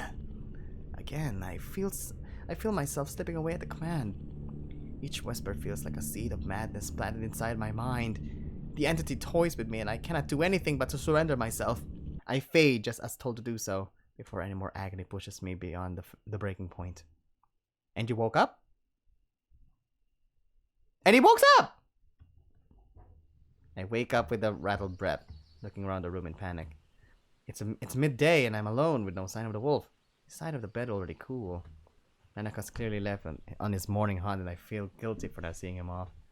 This guilt doesn't last long, however, as I realize why I overslept. I was stuck in the void again. And with this realization, everything comes back to me like a tidal wave. Are we still having this metaphor that you're in the darkness and Ranok is the light? I've been there before. Twice, in fact. Each time bombarded by a maddening voice. I think I was suppressing those dreams, as if subconsciously trying to push them out of existence. But something changed tonight. I was challenged. An entity demanded my submission. All hope fades. The voice said to my refusal, that much I remember. As ominous as it seems, I'm still not quite sure if it isn't just all in my head. However, something about tonight made it feel very much real. I'm not sure if I'm getting used to the sensation of complete abandon, or the agony, but I can recollect glimpses of that horrible place. If one can even call it a place. It feels more like a state of being devoid of everything, tethering on the edge of nothingness. Just sheer thought of it fills me with great unease. Losing my memory and being stranded in this strange world is one thing, but hearing voices is another. For a moment, I consider if I should actually talk to either Verissa or Ranok about this. But then again, hearing voices will probably be as insane to them as it sounds. It's enough that they view me as strange and a liability. The last thing I want is for them to consider me mad. I take a deep breath and sit up, stretching my hands back to support myself. I need to relax and clear my mind. Otherwise, I might have another weird episode like, woo-wee, whoop-a-cha! As I recline to take a second long inhale, my hand touches something odd in Ranok's pillow. It's a dandelion! My gaze drifts down and I can see a single dandelion lying where his head would have been. Ah! I pick up the flower, touching its delicate bud, unable to contain a smile. Your fingers have no nails. That's weird. I almost burst into tears, but managed to rein myself in. With this one gesture, Ranok has banished all the turmoil that occupied my mind. A yellow flower, to contend with the gray skies that hung above my head. Voices and night terrors will have to wait. Today is too important to allow any of my mental issues to spill over. I need to take myself alert and sharp, without any nonsensical distractions. Yet again, the wolf has proven to be the anchor to ground me. I jump off the bed and rush towards the kitchen, wondering if there's any water there for me to wash up. I bring the flower with me, placing it on the table, where I find a small bread roll next to a wooden bowl filled with what was left from our stew. I quickly notice the flint and fire striker lying next to it, almost as if Ranok was suggesting I heat up the food when I wake up. Again, I feel choked up. No one has ever been this considerate towards me. Damn it, Wolf. Damn it. You make it really hard not to fall for you. I reluctantly gaze towards the hearth and realize that attempting another fire would only fuel my frustration. Why ruin such a nice day with my inabilities? Instead, I just sit down and dig in. Even at room temperature, the stew is utterly delicious, and the crusty, freshly baked bun is just pushing the meal over the edge. I sigh with satisfaction, licking the bowl clean. My appetite is slowly increasing, and I take it as a good sign. I approach the cupboard to find fresh water left for me along with a birch twig. Ranok thought of everything. I quickly wash up, wanting to look my best if we're to attend the feast. I take great care in cleaning my skin with ash as I did before. I even wash my hair as it again began to clump together in unattractive streaks. Once my teeth are clean and I feel fresh and ready, I simply sit back down at the table waiting for the wolf's light. The time passes by with me having very little to do, other than attempting another boring read. I'd rather doze off than do that. I grab the dandelion and return to the bed, resting my head on the pillow and toying idly with the flower. Such a little thing, a weed as he called it, yet it steals my resolve against the shadows. I haven't felt this calm since I woke up in this room for the first time. I must feel as if nothing could break me now. Then all of a sudden, but I'd rather not press my luck with a protracted solitude. Thankfully, it doesn't take too long before the door opens and my wolf enters the cabin. I rushed to the kitchen. Ah, he lost, did he? Rushed to the kitchen to greet him. So, how did it go? Who got the board? Was it Tano? I asked with a wide smile on my face. It's Tano, isn't it? We almost had it, but Volk came out of fucking nowhere. Ha! Ah! I shouldn't be laughing, but ha! The wolf hops in annoyance, plopping onto a chair. I bring him a tankard filled with ale, knowing full well how he likes to unwind with it. Aw, sorry. But hey, at least it wasn't Tano, eh? I think even Tano getting the kill would have been better. Less show-offy. What did Vol do? I scoff in amusement. Crazy bastard wrestled the beast bare paw and suddenly blood and guts flew everywhere. Ranok continues his rant, taking an idle sip while I sit down next to him. Both packs stood there almost certain the boar gutted him, but it was the other way around. He finished him off with a dagger. The very same he used on you. Hey, wait a minute! That sounds like a metaphor again! He sneers, clearly conveying it was almost a personal insult to him. Yeah, it's because remember that Vol insulted you as a pig? And he stabbed instead of a pig with the very same knife that stabbed you. Doesn't that feel a little bit metaphorical? I guess if I were to take on a boar, a dagger will not be my weapon of choice, but in all fairness, Bull doesn't seem like he needs a weapon at all. An image of him eviscerating a huge boar with that knife makes me cringe a little and I rub my dressing. I guess he really was being gentle with me. But at least you seem to have a better day. First time I didn't catch you crying. Well, I had a little help. It was this dandelion. I swayed the dandelion in my hand like, how did that get in here? He feigns surprise, but his tail swings betray him. I guess we'll never know. I wink at him. Wink, placing the flowers down. The wolf blushes, looking to the side and taking a nervous gulp of his drink. Like, gulp. I almost want to laugh at how unaccustomed he is with others playing this game. I guess he just thought he would always be the solo player. Ranok takes another long swig and puts the tankard back on the table. It's almost as if he was looking for courage at the bottom of his mug. What? Right, we better head out. The feast will start soon. A little courage from the bottom of his mug. What does that supposed to mean? Just stick to me and avoid others as much as possible. I nod and we get ready to depart when a sudden thought occurs to me. I'm almost naked! I really don't feel comfortable going out just in my loincloth. I mutter, looking around for anything I could put on. Well, don't wrap yourself in bedding. That makes you look like a savage. I grimace. Where I come from, walking around in your underwear is definitely inappropriate. Unless you're in a Kwangija, you're in a tribe mismo that accepts that. Or in your own house. Here, just put that on. It'll cover you nicely. He passes me one of his spare cloaks. Oh, you have another cloak? You didn't never tell me? I take a discreet sniff, feeling his scent all over like... It's going to be quite a comfort at the feast, but not really what I had in mind. I put it on, closing the clip on my right side, and look down at myself with a midget frown. Green? Really? I look like a fucking hobbit! Hey, at least you don't have the ring!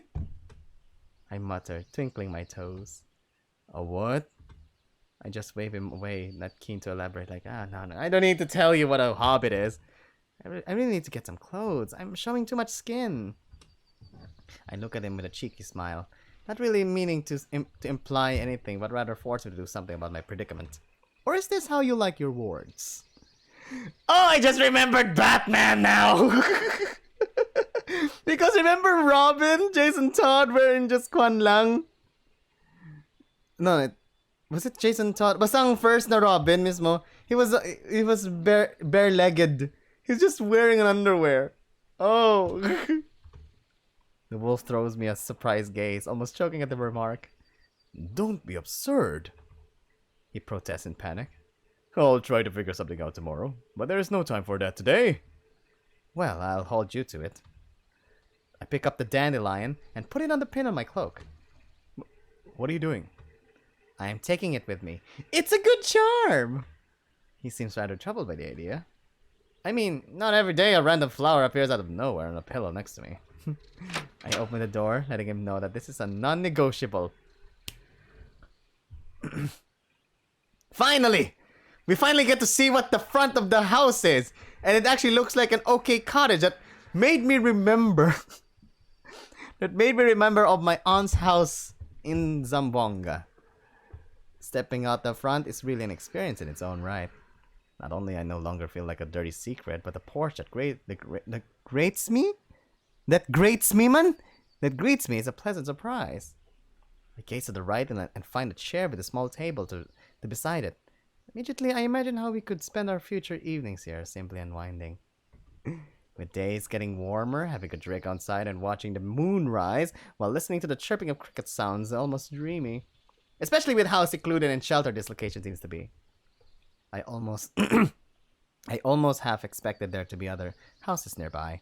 But it turns out Ranok's cottage is literally on the outskirts of the village. I must say, you do like your privacy. I look to the wolf as he steps outside. Who doesn't? He takes the lead and walks down the steps, extending his paw in a gentlemanly fashion. Here, Tiny. Let me help you. I can manage. I'm a grown-ass, hard-working woman. I mutter, playfully refusing to take his paw. I know his tricks. Immediately, my feet wavers and I stumble, falling to the wolf's arms. The universe has made its choice. You really had no choice but to stumble on him.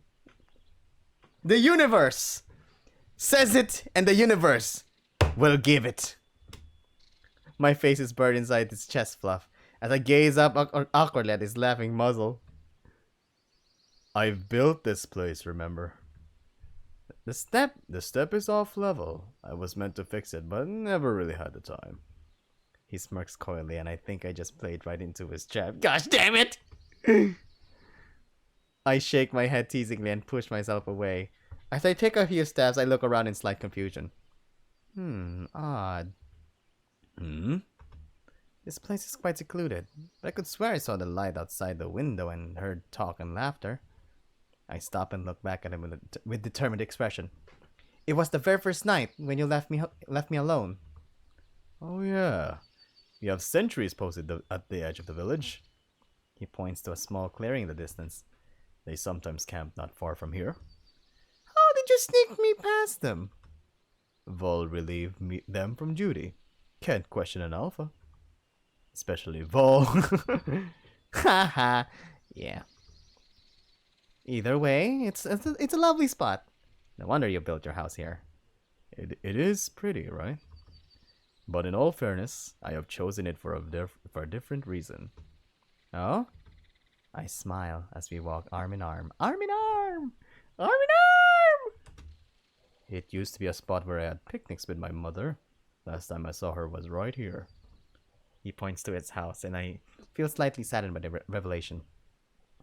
This place always made me feel safe, you know? Yeah.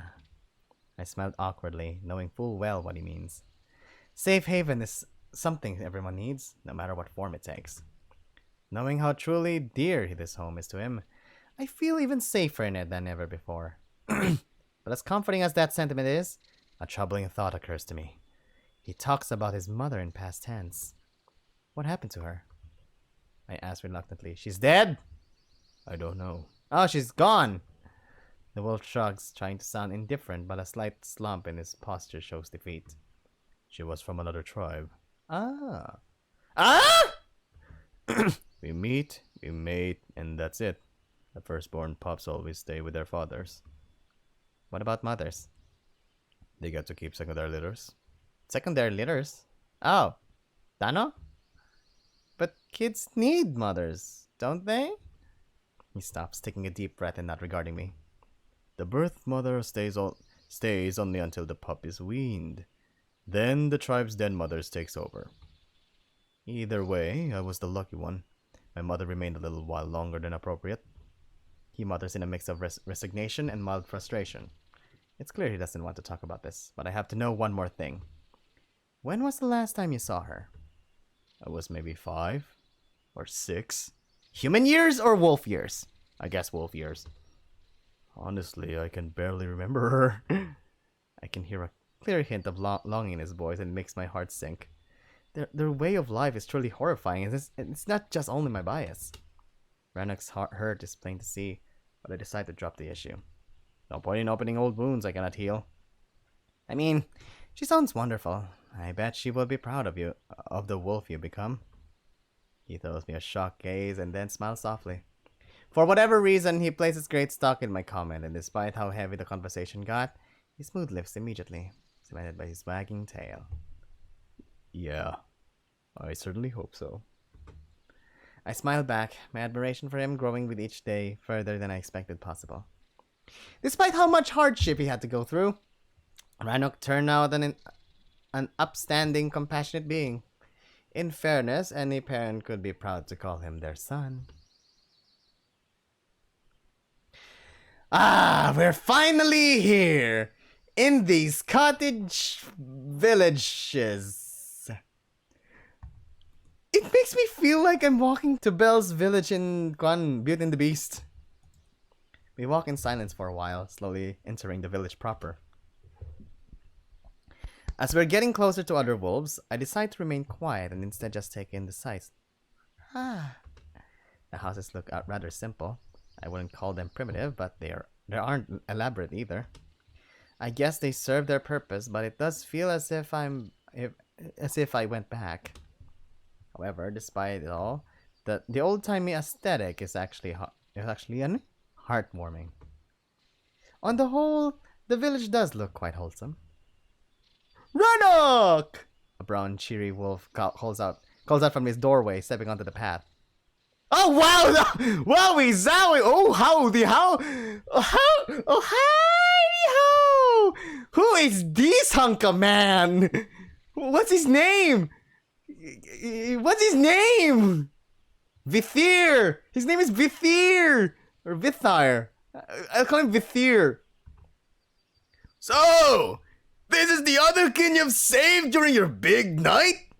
My, what a find! The male comes closer, but Ranok's laid-back attitude allows me to remain calm, despite the stranger being thrice my size. Let me have a look at ya! His paw grabs my chin crudely, and he rotates my head in both directions as if inspecting livestock like... Well, well, they are quite something, aren't they? A bit on the small side, though. The wolf snorts, causing Ranok to smile awkwardly. Yeah. Considering the legends, you'd expect them to be somewhat more intimidating. This one is rather disarming. I ignore the jabs. I got used to them by now. Kalen is my second name at this point. Okay. As he continues to inspect me, I myself decide to have a closer look at him. He's very well built, as you can see. Although he has a bit of a muscle gut. As you can see. Come on. Look even more below. I think it's your internet, dear. I'm not stuttering. I'm in okay speed. I can see a scar on the right side of his abdomen. Yeah, I do too. It's clearly an old stab wound. A mirror image of my very own.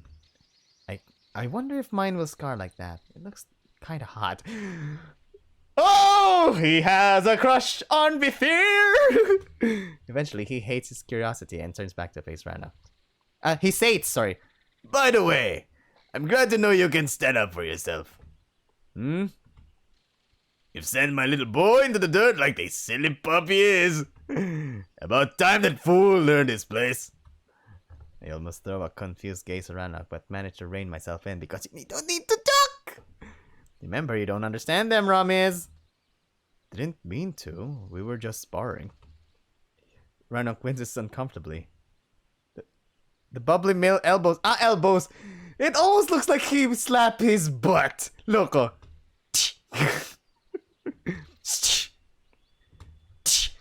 Top of morning to you, laddies! The bubbly male elbows him teasingly. Don't be coy with me. I'm sure you've enjoyed that little payback for the way he roughed you up. It wasn't like that.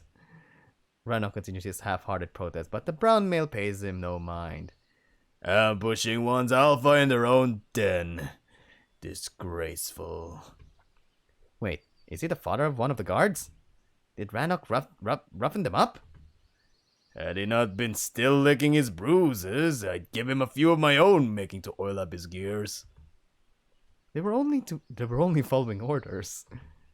I discreetly looked to Ranok, and although he's clearly uncomfortable at the insinuation, I can see his tail give idle flicks of content. Perhaps he was after payback, even if subconsciously. A wise wolf has a mind of his own. Varrock. His name is Varrock! Okay. Varrock often acts before thinking. Hot-headed chief is one thing, but being a fool who blindly follows him off a cliff is another. Well, I have to agree. I won't comment on that. Did you just... Oh! He tilts his back like... Ranok mutters nervously while the other wolf erupts in laughter, patting him hard on the back like... And that's what I like about you, boy! You never speak ill of your old man, even though at times he deserved it. That's a true wolf. Excuse me. Unlike that mousy little nut of mine, I swear he was whining like a bitch in heat the whole day. Sounds like I might have never done it a little. Considering how territorial he gets around me and that my life was put on the line, yeah, he might have. And now, where's my music? I struggle to contain the blush. Nonsense! Nonsense! Let it be a lesson learned. Never disrespect your alpha. He's the one in charge of your life. If you cannot trust him with it, you're either a fool or on the wrong pack.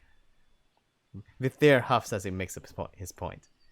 I would never dismiss Dreher from my pack. He's a good fit. Which makes him a fool. And don't worry, I'll do a little talking to with your old man. An old man as well, to put him straight. What, was he gay? I blink. Making a scene like that? Unbecoming. You deserve better. Vithir. No. He needed to hear it. And deep down, he already knew it. You are to be his heir, Ranok. An heir. The brown wolf speaks sternly, reiterating the sentence so that the meaning can truly sink in. How can he expect us to entrust the future of our people into your paws, when he himself does not trust your judgment? He won't admit it to your muzzle, but he regretted that little spectacle. Ranok's saddened expression turns into a slight smile, full of gratitude. I guess Vithir is almost like a secondary father figure to him, one that always fights his corner. It's quite touching. And it's nice to know that the chief is less rigid than he appears to be. Knowing that he allows someone to call him out on mistakes changes my perspective on the old male. Anyway, enough of that! Vithir waves his paw. He slaps his butt. I've heard about the hot lad. I lost a barrel of ale because of you. The wolf chuckles and Ranok grimaces. I told you not to take that wager. At least Dreher didn't win either. Last day my pup needed a barrel of ale to drown his beaten ass in. He lets out another bout of laughter. But damn that mad wolf. With just a dagger? Clear maniac. Reminds me of me in my youth. He's a daddy. I try not to smile, clear in our agreement about the epithets bestowed on Bull. Keeping my dumbfounded facade gets harder the more personal the conversation gets, so I decide to divert my attention from it. I simply let them talk about the hunt some more as I distract myself with the display outside of Vithir's house. I kinda like Vithir. I want to touch him. He has a small stall with different pastries lying about on metal trays. Ah, some are speckled with cream, some with fruit. He's a baker? A strawberry tart looks extremely delicious. Ah, the human pup has a sweet tooth. Reminds me of someone I know. The wolf winks to Ranok and approaches me. Ranok has a sweet tooth? Wait, he does? Oh! What? Why is it so that it looks so delicious? I'm hung. Is that Kwan strawberry pie? Is that croissant? Is that a jelly donut? I forgot what this is. There's a Filipino name for this. I think this is teren teren. I think. No, this is a croissant. I forgot what this is. Empanada? It reminds me of one. No, it's not empanada. Empanada looks different. He picks one of the trays and pushes it toward my face. Ah, what are you doing? Here. I look up to him with slight confusion. Huh? I'm not sure what to do. Ranok was quite adamant I should avoid other wolves like... Take with it whichever you like. I've been baking them with you in mind.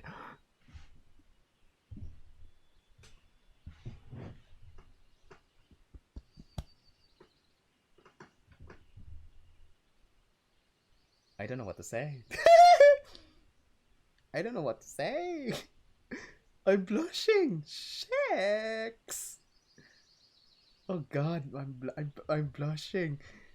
Guys, I'm blushing. I did. Ooh.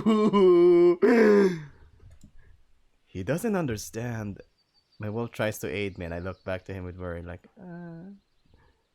I know. But I can see he's not a dumb beast either, eh? The male ruffles my hair. Nothing to... Oh, damn it! I'm so gone. I'm so jealous of Ramis. Damn you, Ramis. I'm so jealous of you. The male ruffles my hair, nodding towards a tray, and I simply smile in gratitude. My gluttony takes the best of me. I cannot resist such wonderful baked goods. Where should I go first? I want to get the pie. No, that's a tart. That's a tart. It's not a pie. That's a tart. That's a pie. This is a tart. My gluttony takes the best of me. I cannot resist such wonderful baked goods. I pick up the tart. Oh, he did took the tart, which was seducing me with its strawberry delight, and bite in.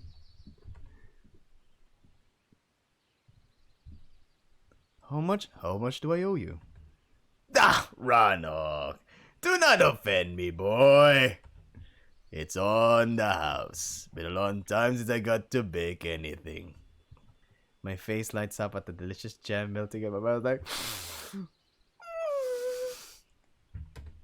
Seeing the poor sod smile is payment enough. I hope you enjoyed the bread.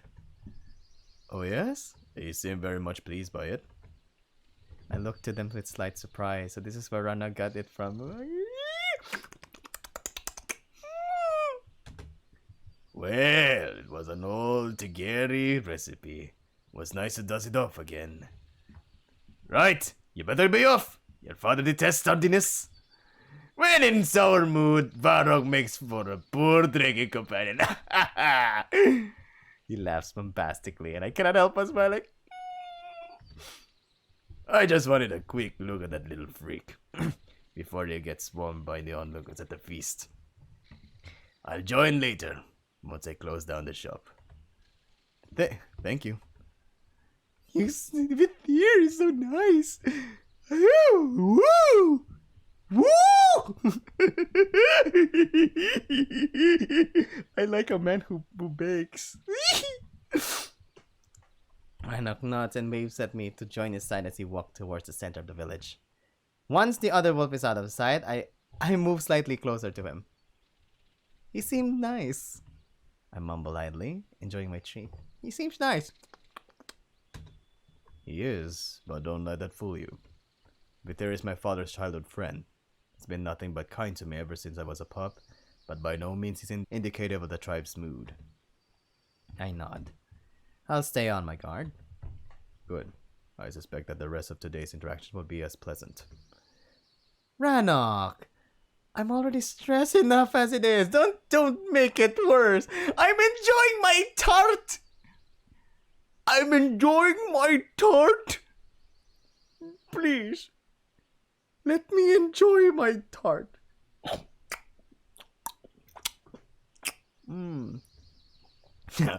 Sorry, don't mind me. So far, you're doing great. He winks at me and reassuringly, but I'm completely lost in my dessert. Considering we're going to a feast, it's a bit odd to start with sweets. I know it will spoil the appetite, but by the moon, is this tart worth it? Spring strawberries are actually quite sour, and they clash perfectly with the sweet confiture beneath them. It's so good! Exhale quietly between each bite. I'm glad you like it. I had a hunch you would. Huh? Wait! You suggested it? Pastries aren't our kind of treats.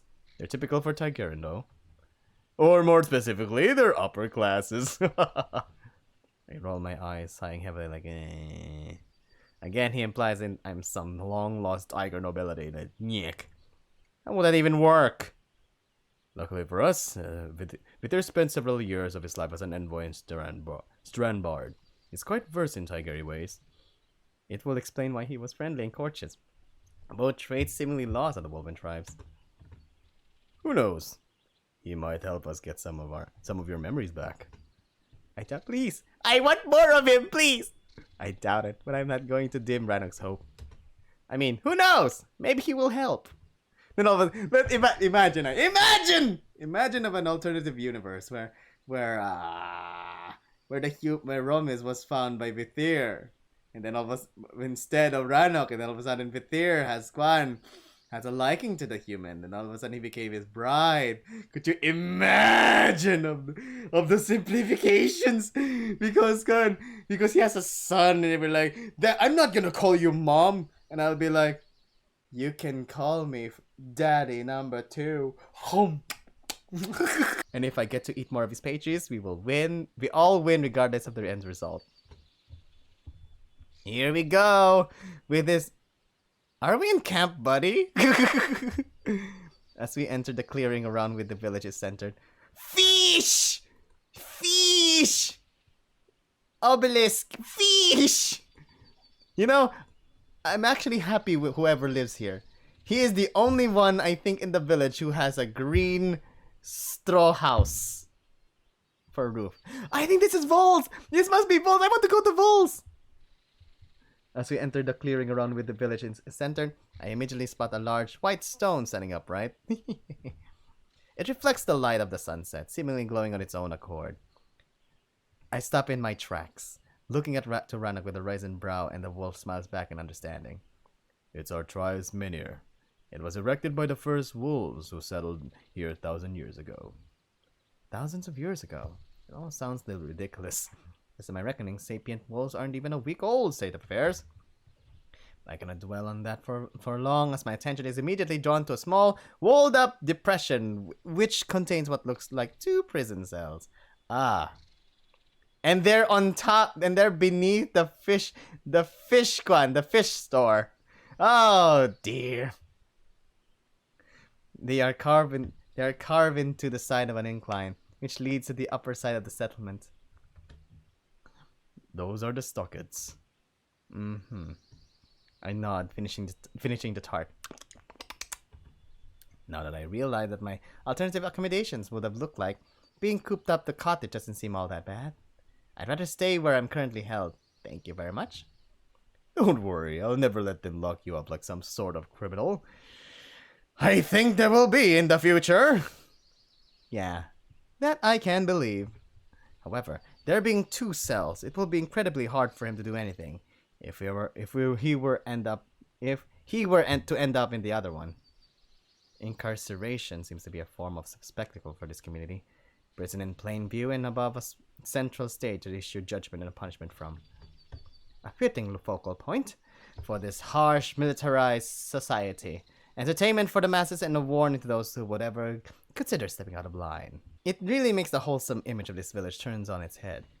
My stomach churns a little, and I wonder if it's the tart or the dread I feel when looking at the stockades, and I think I need to poop. I'm talking about Romis. I think Romis needs to poop. Don't pay it any mind. Ranok pulls me in closer, almost as if trying to reassure me. Likely, he picked up on my sudden mood shift. In any other situation, I would find it endearing. However, it keeps reminding me that he simply is a walking lie detector. His animalistic abilities to read me like an open book entice me as much as they freak me out.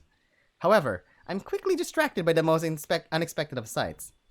Wait, is that Vol?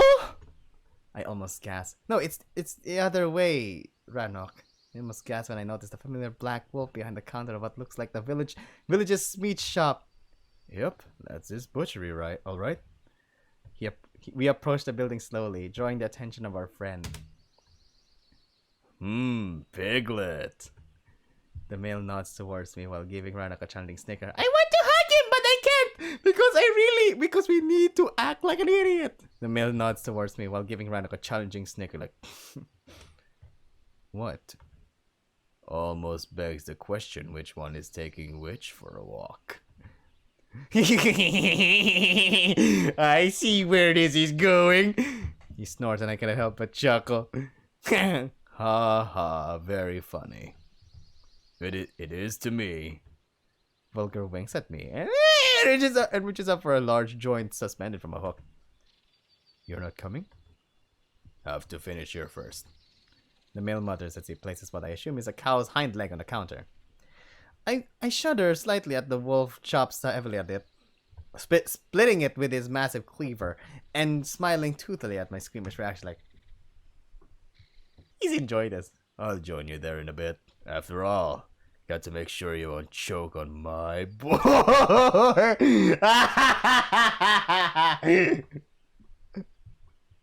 Oh, he's boasting his winnings now. But then again, it is kind of a metaphor of his black dick. In the corner of my eye, I can see a wolf warrior stop on his tracks, standing some distance from us and staring at me intently. He seems completely enthralled by my appearance, and it feels as if he's undressing me with his gaze. Not that there is much to take off, which makes me extremely self-aware of my near nakedness. We're lucky Delrin isn't here. That would have easily descended into a shit show. He hasn't returned yet? Ranok's voice betrays a hint of concern. Nope. Vol sighs uncomfortably. Neither have Rigara. But I'd not bring it up at the table if I were you. He slams his cleaver at the meat again, easily cutting off another slab, and causing my heart to skip a beat. Return the slab! Return the slab! Or suffer my curse! Your father is already pretty testy on the count of that walking pork chop. The wolf points at me with a bloodied blade, and I cannot help but go blubbering. I turn my face away, noticing the stranger was still standing there. His penetrating stare could just cause me discomfort, and I pull my cloak tighter to shield as much of my skin from view as possible. This finally draws Vol's attention, and he immediately darts his gaze from me to the wolf behind us, like, what are you looking at? nothing! Just lost in my thoughts. I'm here for your I'm here for your meat. I'm here to watch you chop off the cow. The warrior blurts out, thrown off he was called out so blatantly. Then hit the bricks before you lose your teeth as well. The black male growls nastily, his fangs on full display. This causes the intruder to scramble in panic, rushing off into the distance as if chased by a wild beast. Whoa. He'll have enough gawking at the feast. He doesn't need any now. Although he might need to still his resolve a little. Once again, Bull points at me with his cleaver. Especially with Tano around. His red irises center on me, as if piercing. He should have said red eyes, but okay. As if piercing right through my flesh, and I feel naked once again. Well, it is what it is. Ranok steps in and pushes the cleaver away from my face. I'm sure by the end of the night we'll have something to laugh or curse about. He slams his cleaver into the meat, causing another sickening squelch, followed by a cracking of the bone. We prey on weakness, and this one practically smells of fear. And just like that, my heart rate spikes, causing Ranok's ears to twitch. You You never fail to freak him out. That's very helpful. Ranok subdues a slight growl of annoyance. Especially now. Vol sighs, rolling his eyes. I freak him out. This little piggy nearly pisses himself just because I'm an onlooker. If he cannot handle little teasing, how he'll manage. All he needs is a little encouragement. Is that too much to ask? The Grey Wolf states sternly, giving him an aggravated look. Vol takes a deep breath and looks back at me with a softer expression. It almost looked as if he was about to apologize, but instead he simply sighs. Be it on your head. He waves us away, and we're about to leave when he gives me one of his kinder gazes. Just don't get killed, Piglet. If I haven't got to do it, at least don't give the pleasure to some second-rate wolves. Ooh! Someone's calling someone second-rate. Ooh! And he ruined it, as he always does. Yeah. I just roll my eyes and allow Ranok to lead me away. I guess that's as good as you'll get from him. Don't mind him. He'll do great. Ranok reassures me, most likely acting on my shifting moods. I'm not aided by the fact that there are many hostile eyes focusing on me the deeper into the village we get. Relax. The feasting grounds are just on the other side, near the forest edge. He smiles as we walk through the square and follow a path between the houses towards the woods. Here we go! Eventually, we arrive at an opening with a massive bonfire at its center, surrounded by tables and benches on three sides. I'm taken back by how amazing the feasting grounds look, with cloth screens protecting the sides and a large pavilion erected over the center table. There are dozens upon dozens of wolves walking about their business. Some already sitting and making merry, while others stopping in their tracks to look at us with disbelief in their eyes. I can see protective mothers pulling their pups close in fear as if I were a wild animal. There's a clear mixture of fascination and concern in the eyes of those we pass by. This is so surreal. I'm deep inside of a wolf den, yet the wolves seem more likely to huddle to the walls than to attack me. I can hear some of the warriors growl softly as we pass them, causing Ranok's arm to wrap around me and pull me closer to his side. Finally, we arrive near the center table, with the gathered wolves looking at us expectantly. I can see the chief in the distance, talking with one of the older males. Although he's deep in a conversation, his eyes are locked on me. Not him. Ranok draws my attention to a slender white wolf with painted blue patterns on his arms and cheek. Remember what we said? Tano is very perceptive. Oh, that's Tano! Under no circumstance can he learn that you understand our language. I simply nod. With a gentle nudge, I follow Ranok towards the table, where we are immediately intercepted by the white male. Ah! He's young! He has a small dung. He's eyeing me out intensely, causing slight discomfort. So, this is the infamous human for someone... I'm sorry! I cannot! He looks like a small version of Ranok. Pero, with his physique, he has a gigantic chin. I cannot. It's too funny. It looks too funny. For someone supposedly with one leg in the great beyond, he seemed quite fine to me. Verissa took good care of him. Indeed. He narrows his eyes. A testament to her skill, I am sure. Ah, he's during the red moon. Ah, you can tell. You can tell he's an ass. Are you implying something? I nearly jump up as the female comes up from behind, placing her paw on my shoulder. She moves almost without making a sound. Not at all. But considering your inexperience, I think it best to have the whelp checked up by one of the elders. Wouldn't you agree, Chief? He's an ass!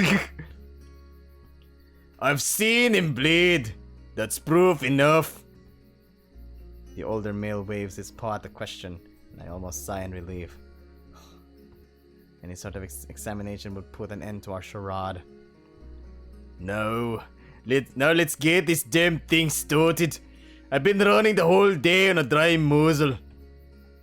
The chief looks to one of the servants to fill up his horn, and I realize that all attendants are some form of rabbit men. There's 6 of them, and they're quite small, pretty much my size, and look rather disarming and cute. What? He's cute. He's a big chin.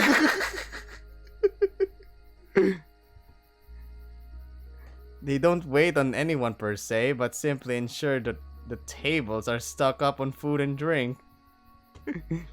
The only exception, of course, is the chief, who gets everything delivered to his paws. Guess they are the sylvan folk I've been reading so much about. There's one rabbit in particular, a scrawny brown little thing with a rather annoyed expression eyeing me out with similar intensity as Tano does. I smell asshole. Oh, wait! I forgot! I ate one of your feral kin, so bleh.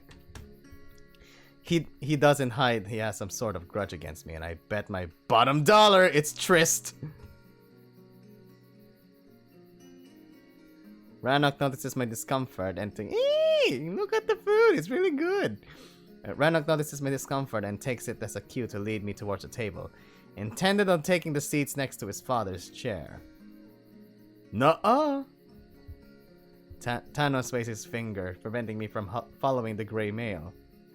I don't think it's a good idea to have an outsider seated so close to the chief. I'm sure he'll be fine here. He's such an ass. The white wolf presents a spot on the bench next to him. I look to Ranok with worry. He's my charge. He sits with me. He doesn't look nor smell your charge. Smell like your charge.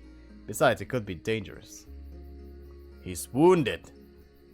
Come to think of it, he doesn't look that either. This little exchange draws the chief's attention and I have to do something.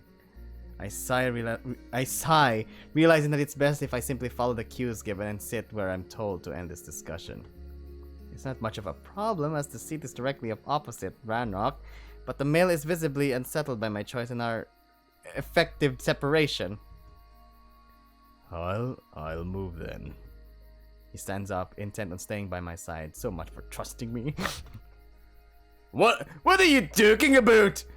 You will sit on my right as is your place. The chief appeared out of nowhere, which is weird. It could just be there already. The chief says sternly, finally plopping down in his chair and forcing Ranok to do the same. To be honest, this is the first time I've ever seen a what Renpi can do. I never knew that in Renpi you can just layer mismo images together. I never knew that. I never knew that Renpi can do that.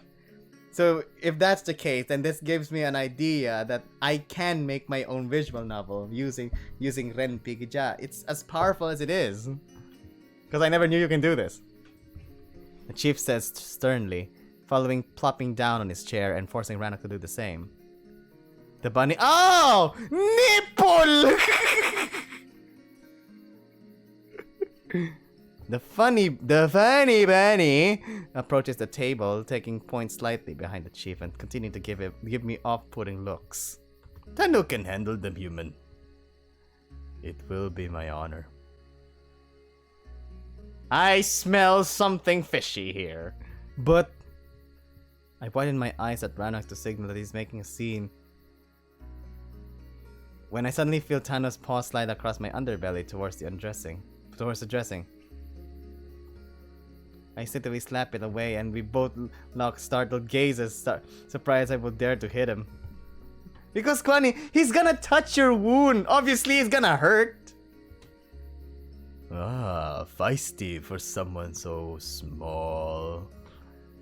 He's the one to talk. He's the smallest wolf I've seen so far, not counting pups. He laughs it off to my relief. while I tried to feign a painful grunt. Keep your paws to yourself. Ranok issued a muffled growl.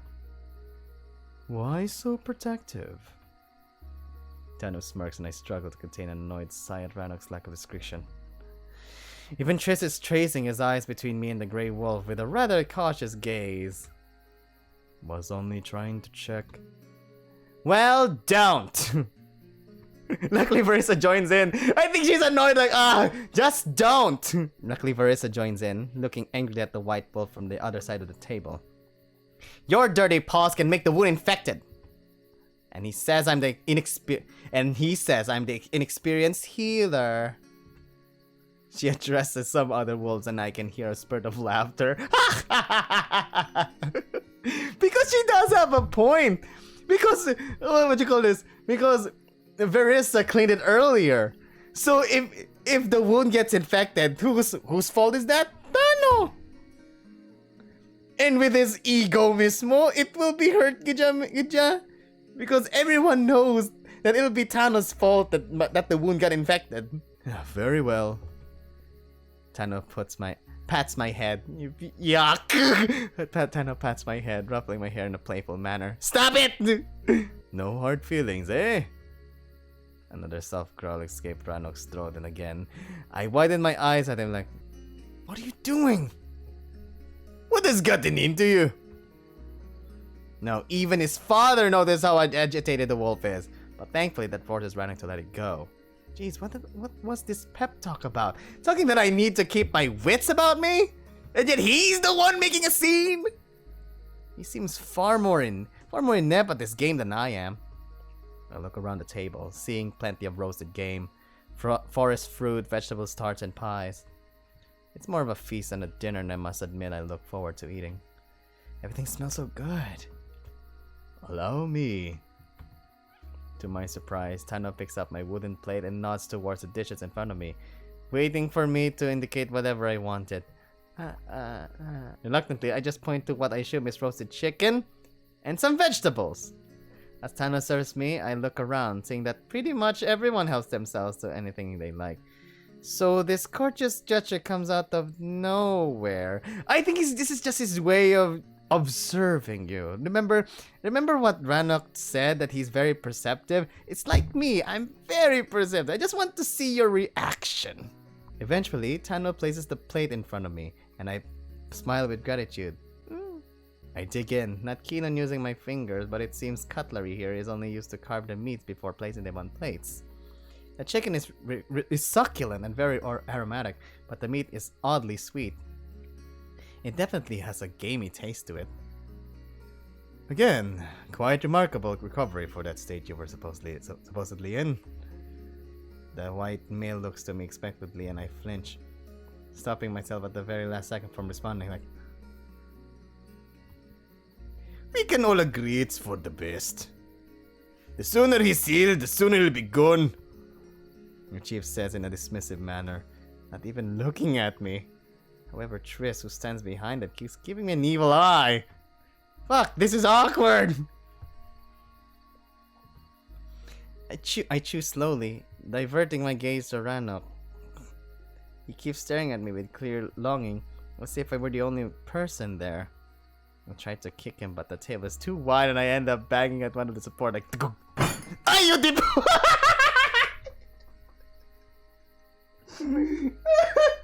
You said support, not the table itself. Everyone looks at me at as the table bounces and I can see a satisfied smirk from the brown rabbit. What? I sink my face into my palms, utterly embarrassed. Oh, what? Fuck! So, human. I blink as the chief breaks the awkward silence. Why is he addressing me? I supposedly shouldn't be speaking their language. Are you one of the Vanar? Everyone regards him with surprise as if he did something very strange. Even the rabbit looks rather spooked like, The chief glares at me expectantly, but I don't respond. I'm speaking to you. He insists. Oh shit! What am I supposed to do? I don't think he understands that language.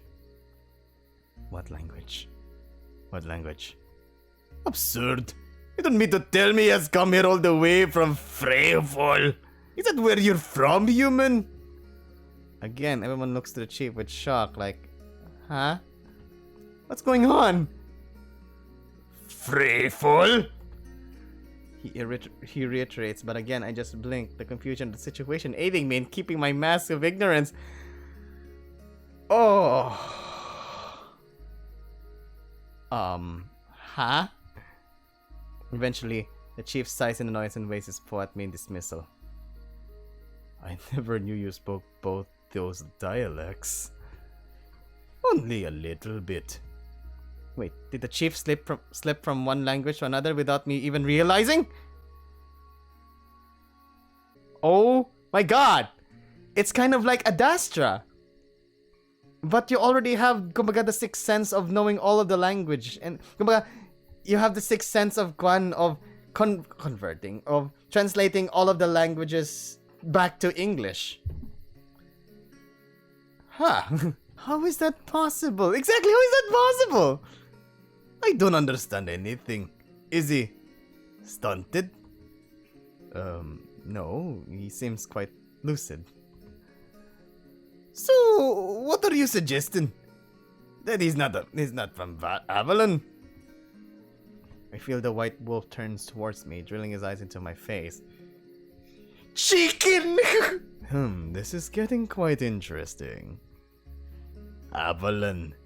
This continent. The chief pats the table as if to illustrate his meaning. Are you from here? Oh, God.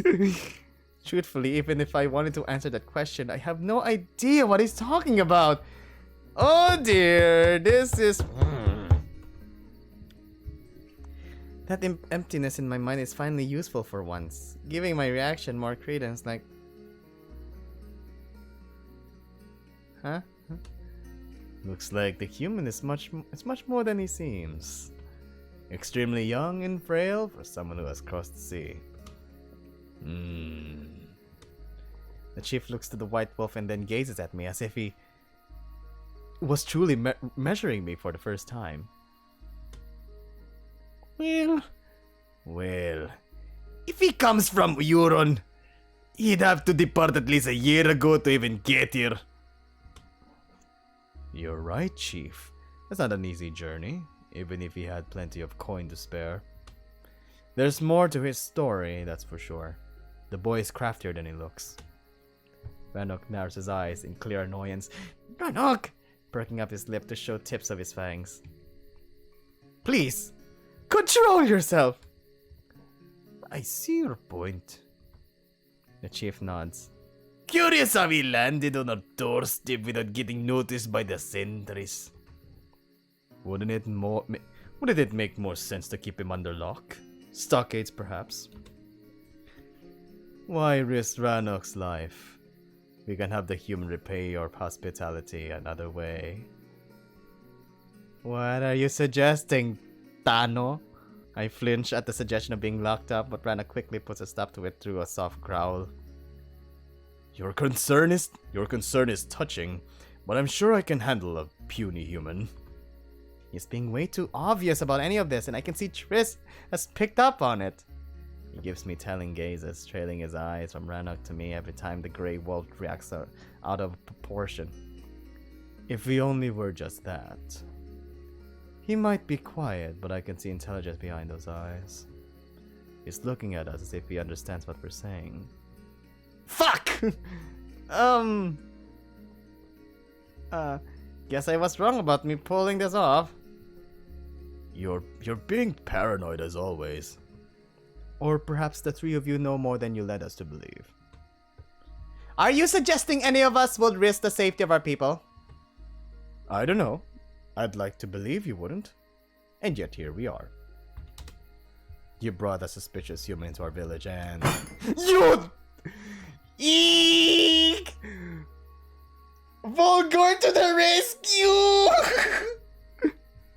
I jump up as I hear Vul slam his paw on the table. I didn't even notice when you arrived.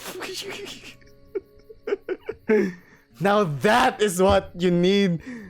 And that is what you needed to do. Rather than have the text, then you do the scene. It's scene first, then the text. That's how you do a successful na reaction. I didn't even notice when he arrived. If you don't hold your tongue, you'll be lapping soup with it for the rest of your life. Is it not supposed to be a threat? It's a promise. The black male growls hastily, giving that familiar murderous stare, and I'm surprised how defiant Tano remains. He must have known Vol for years. I would never edge him on like that. It's almost suicidal. Stop your bickering! The both of you! Well, if you're so worried that this naked monkey can understand us, then at the very least don't let it hear us squabble. The chief barks out in annoyance, and for a moment all conversation ceases. Vol huffs heavily and moves to the edge of the table. I nervously pick at the chicken, pulling the sinew apart and nibbling on it. Because he's felt embarrassed. It has gotten uncomfortable quite fast. In the corner of my eye, I notice Vithir approaching with a rather wide smile. Eee! My boy! my daddy! He winks at me as he passes the table and sits next to the chief. You late as usual. Could you show your chief a bit more respect? The old male grumbles. And why do you reek of yeast and preserves? Did a bit of baking! Twitter looks in my direction with a wide smile. Ugh, you and that flowery pastime of yours. Who pissed on your mug? It's just those two. The chief waves his paw between Tano and Vol. Constantly at it like pups. Never a dull moment with them, eh? How about we get some ale and forget the pause for a change, huh? First good idea I've heard the whole damn day. Don't mind the monkey over there. He's calling me a... monkey. Oh, the human? I've already seen him. Seems everyone fucking seen him but me. Who else was in on this conspiracy? No. Don't be paranoid. You spend too much time around Tano. I'm sitting right here. Am I talking to you, Snowball? No? Then let the grown wolf speak. I meant I've seen him today. I caught Ranok on his way here. I gave him a first paw look at his new pet. The boy is a charming little fella. I really wish Triss stopped looking at me with such intensity. It's hard to avoid noticing it when he's directly in my field of vision. Because Yes. Well, don't expect a conversation out of him. He's not much of a talker. Either plays dumb or he's dumb. Not sure which is worse. He's simply scared, I bet. Just let him be. Once he feels safe, I'm sure he'll open up. And we'll be... No, wait. I have an idea. Once he feels safe, I'm sure he'll open up and we'll be able to make sense of this whole debacle.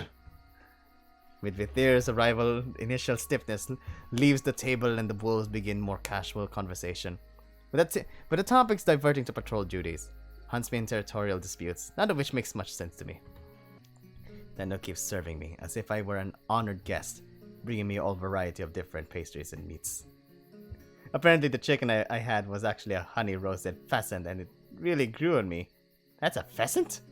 This dinner is dragging on, and I realize it will most likely last until midnight. I need to pace myself as I'm slowly getting full, while the food keeps on coming. I take a deep breath and turn around to look towards the grounds. It became dark fast, but the fire and the candelabras gave off a warm hue, making this place feel incredibly cozy. More and more tribe wolves arrive, with tables now bustling with activity. There's got to be at least 100 of them.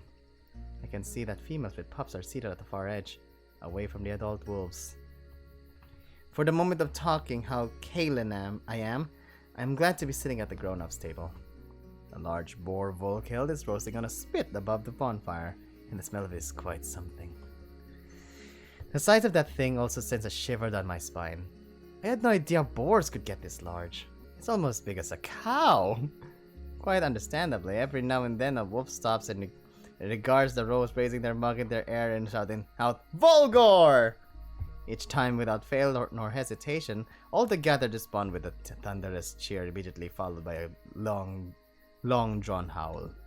I feel touched by how celebratory they seem and give the black male a discreet gaze of admiration. I silently bob my cup into the air to let him know I too am impressed and wish to congratulate him. While trying to scoff me off, but his tail gives him away with a happy flicker! I must admit, I fairly enjoy Tana's diligence at keeping my plate stocked. He's quite careful that I have a good selection of dishes, only giving me second serving of foods. He clearly sees me enjoy. Which is kind of weird! I can't tell if he tries to make up for this bad or being a genuinely hospitable person, but I quickly notice it's neither. He's only doing this to get on Ranok's nerves, and the grey wolf plays right into it. Yeah, you can tell! Every time Tano touches me, you can tell. Look, I'll put my face here just so you can see the scene. Every time Tano touches me or idly embraces me, he draws an angered reaction from the other male. I just want to slap Ranok across his ears. Why is he allowing himself to be led on like that? If anyone should be seething, it's me. Tano's polite to a flaw, and I have no other choice but to allow him to do whatever he likes with me with a wide smile on my face. Another thing that spoils my meal is the rabbit. He's making this personal, and as much as I can understand his anger at losing his job, he's one distraction too many. At first, there are many tribes wolves who approach me to have a look or to touch me, but Tano is basically acting like a carnival carny. Step right up, see the naked monkey! I'm being touched and petted in the most awkward way, and I feel like a freak show. I keep my displeasure bottled up, but Ranok is not so subtle.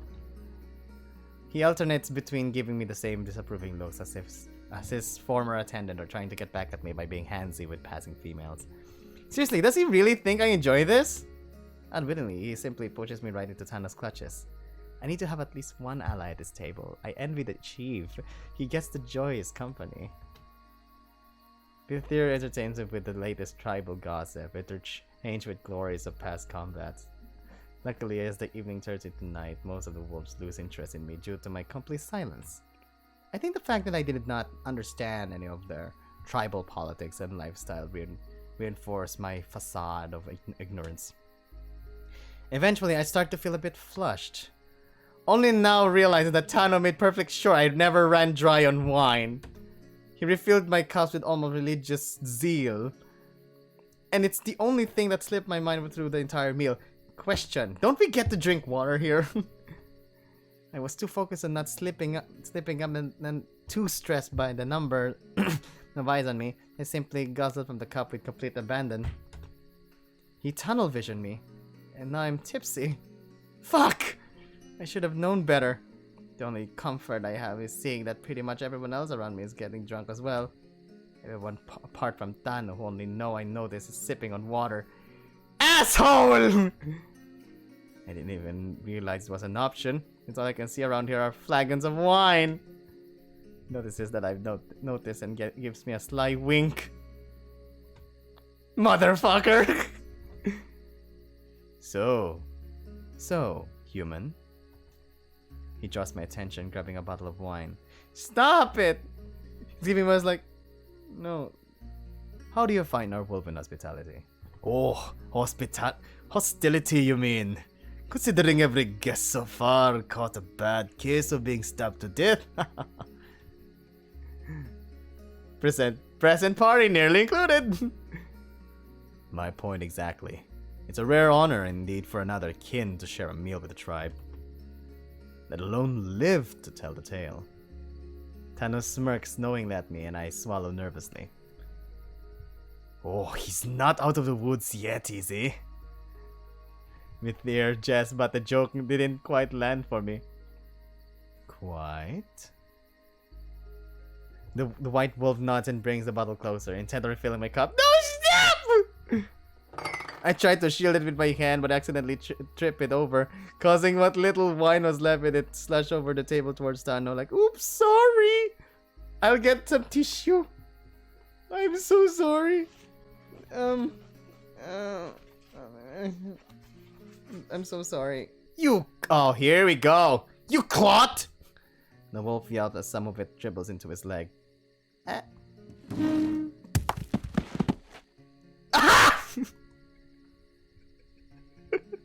What the fuck just happened? Wait, even Verissa got knocked down too? Oh, she's gonna be pissed. He tries to jump back to avoid the rest of the spillage, but his sudden jolt tilts the entire bench backward and sends us all flying to the ground. Oh, Verissa's gonna be so mad. The village erupts in laughter at the scene. The chief spitting out some of his drink in amusement, like seeing both Vulgor and Marissa played out in the dirt caused me to join in. What the fuck are you doing, Tano? Have you any idea how hard it is to get wine stains out of white fur? The white wolf stands up, rubbing against a now pink stain on his left thigh. Yes, I have. The female growls, standing up, and I can see she's practically drenched in wine, which she has spilled in on herself during our flight. Oh, she's gonna be so mad. I mean, she's already mad now. I explode laughing. No! I explode laughing. Oh no! Oh no! Ramis, what have you done? I explode laughing, unable to contain myself, huddling in the dirt. You should have done this! You should have contained yourself! I cover my mouth. I thank God. Tears flowing both from laughter and severe pain as my stomach crumbs really tug at the wound. Like, fuck, it hurts. I cannot for the love of me stop laughing. Eventually, Verissa chuckles and laughs it off as well.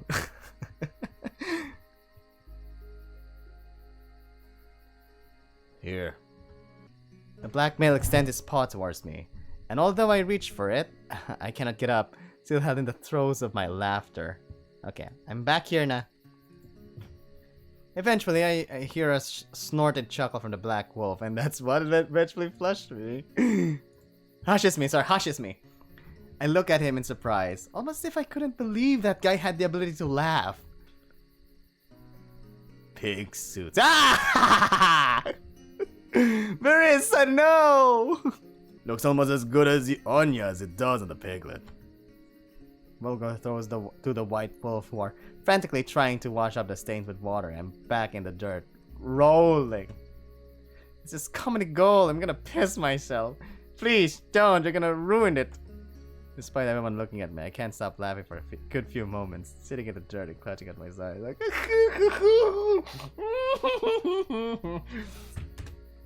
So he isn't mute. He got a good set of lungs, that one.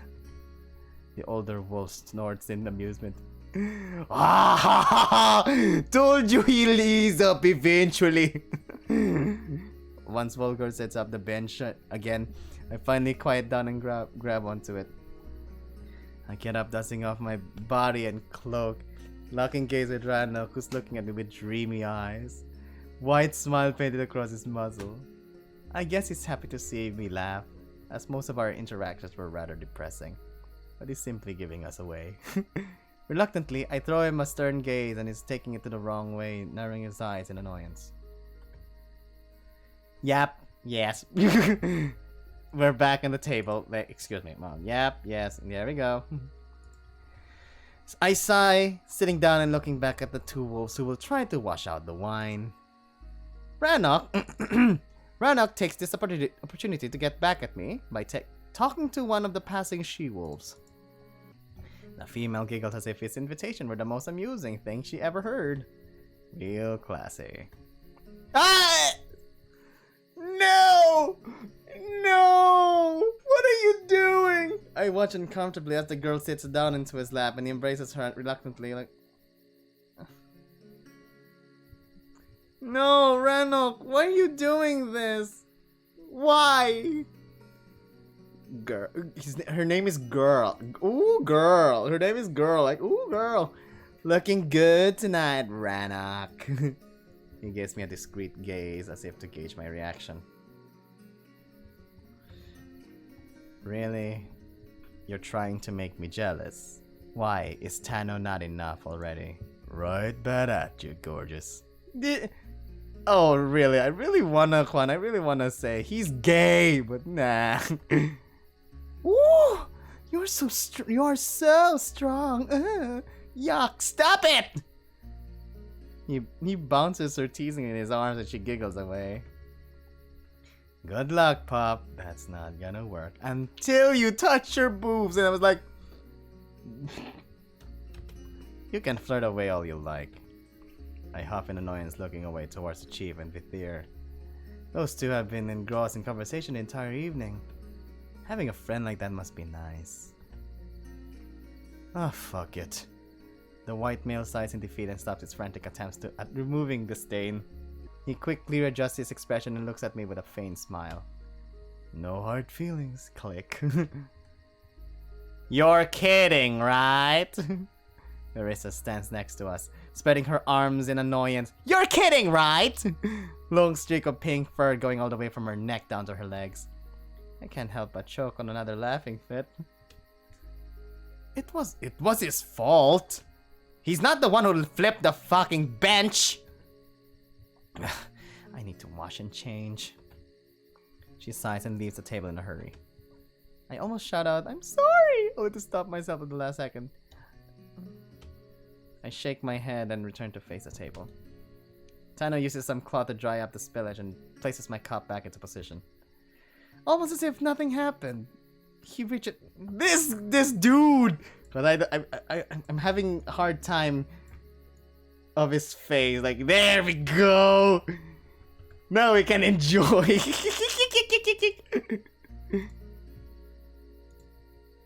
Now we can enjoy. Almost as if nothing happened. He reaches for the bottle and tries to fill it. Again, this time with more care. I shield the cup with my hand. Come on, night is young. And my wound. And since you cannot partake in any conversation, this is your only entertainment, no? I just look at him with a stern gaze, to which he only responds by reaching towards Triss and snapping his fingers. Within moments, thank God he's gone! Within moments, the brown rabbit quickly approaches us with a different bottle in his paws. Ah, he's a butler! Yeah, he's now in front of us! Yuck! Even being this close to me, the bunnies tries to act all tough, giving me aggravated looks, but he's not intimidating one bit. Because of his nipple! Especially not with that dumb barcode tattoo of his. His barcode tattoo? Really? You're not gonna call it ang kwan bala, ang QR code? At least try our mead. It's to die for. Mead? Wait, why is the chief already? He was like, holy fuck, what? Yes! The mead! Uh-oh, wait, isn't that the very strong alcohol? The older wolf claps his hands merrily, clearly cheered up by the prospect. At the corner of my eye, I can see Ranok is still engrossed in a conversation with that female, and it almost looks as if he was taunting me with his flirtatious behavior. Is that the piss we sell to the tigers, or is it the proper one? I'm offended by that question, Chief. No, I thank God he's gone. And then he comes back to his side. Hey! The chief drinks it up thirstily and releases a long, satisfied sigh. Ah, that's the good stuff. Poor that. Ah, my God, he's back! Pour that kid some. Let him learn the real ambrosia tastes like. I instinctively remove my hand at the words and I immediately see Tano's eyes center on me with a knowing smile like, oh no! You're gonna be piss-ass drunk after this. Fuck! I just gave myself away. My heart begins to race and again he looks right into my eyes. Smile widening. Uh-oh. He can definitely sense my anxiety, which I assume only confirms his suspicions. But to my surprise, he does not give me away. He rinses my cup with some water, sludging in the contents towards the fire and placing it back in front of me. Why the fire? Why not on the ground? He pours the mead, giving me a discreet wink. Oh, it's only water! I pours the mead, Gija. Oh my god. To your health, human! The chief shouts out, laughingly heartily and raising his sword. The female finally jumps off Ranok's lap to grab her own chalice. Oh god, they're all standing on top of me. I can hear every other wolf stand up, following Chief's suit, and I'm slightly confused as to what to do. I want to stand up as well, but Tano gently pressed down on my shoulder, letting me know I should stay in my seat. So that we may be rid of you before long. Oh. Okay. Laughter erupts across the table and all the wolves howl in unison. Ha ha ha. Ha ha. To the humans... Wolf? I can't see. It's too dark. Wolf. To the human's health! And until he goes away! Woohoo! I feel a blush creep upon my face. As facious as it might have been, it feels nice to have a toast made in my honor. Until you're gone. Catch me! Catch me! And she's back where she started. Spoiling the moment, but I can't even get annoyed at it, as my attention is immediately drawn to the rabbit behind them. Triss is practically seething with anger, locking his spiteful gaze at me. What is your deal, bunny? Right! Let us give the youth some space and stretch our old paws. Last thing my old paws need is stretching. I have your favorite leaf. Should have started with that. The two males take their leave and I lose my only palatable distraction. Oh no! The situation with Ranok begins to annoy me so much that I do all I can to look in their direction. I guess he can make me jealous. I'm so dumb. Ranok can do whatever he likes, while Triss can go fuck himself. No one can force me to face that table. Instead, I observed a bonfire where more and more wolves began dancing with loud and joyful music playing in the background.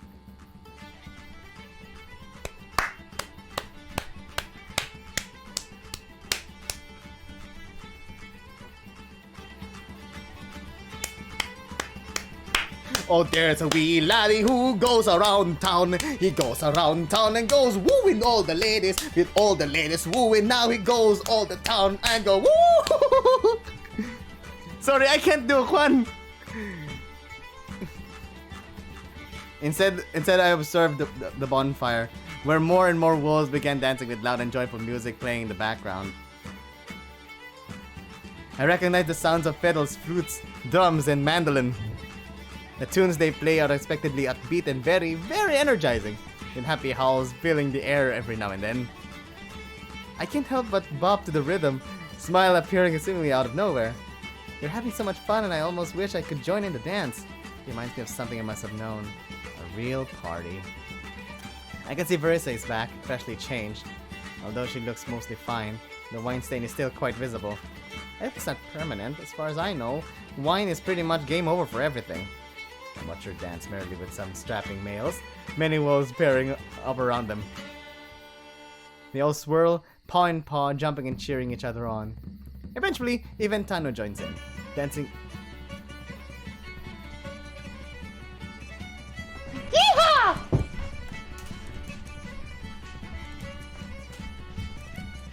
Woohoo!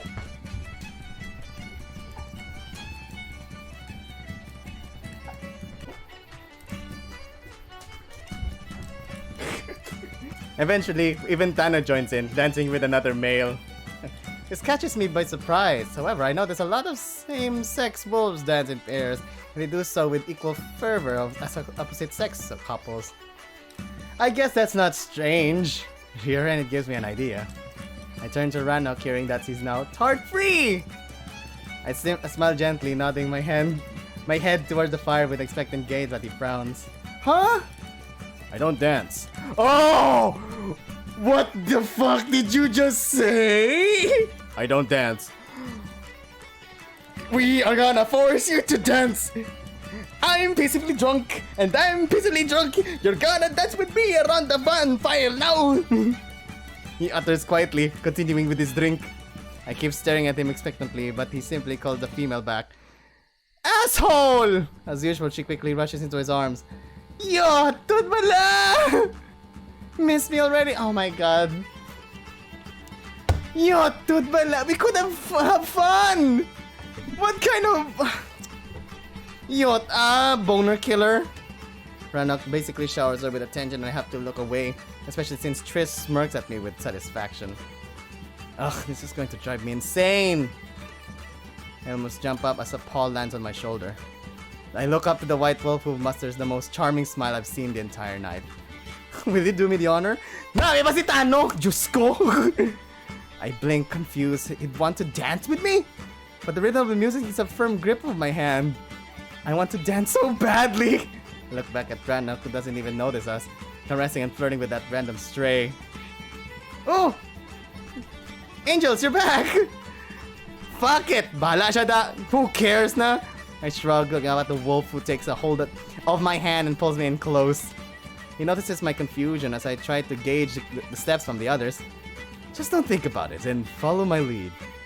He's not wasting us in Gidja! This is the great time to bond, but he doesn't want to do it! He's not wasting time in filling up the rhythm of the melody guides my gait into a skip as we swirl off towards the bonfire. I cannot contain laughter as everything spins around us, with different wolves passing us by the same jovial dance. Catch me, baby! Tano has a firm grip on me, pulling my body right against his form. He might be smaller than Ranok and less muscly, but equally as defined. I'm surprised at first by the proximity, but it allows him to better guide us in all twists and turns, and there's plenty of those! It almost feels like some mad carnival ride. I blush, feeling his chin rest upon my head. Even this small wolf dwarfs me. Dwarfs? What? I surrender myself both to the music and wine, and we spin off into the wild dance as my screams of joy and laughter join the cacophony of howls and cheers. Tano is actually a good dancer, and I enjoy it for all it's worth. I rest my head against his breast. Huh? Expecting the familiar smell of the forest. However, to my surprise, his scent is more earthy. My head gets dizzy with all the pivots and whirls, and I lose the complete sense of time just laughing into his chest. We could do this for the rest of the night for all I care. Oh, he got jealous!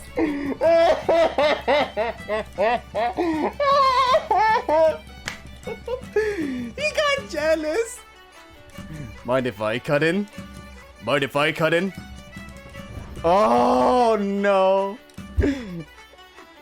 He got jealous! Oh, this is fun. We suddenly came to a stop and I noticed Ranok standing in front of us with a rather aggravated expression.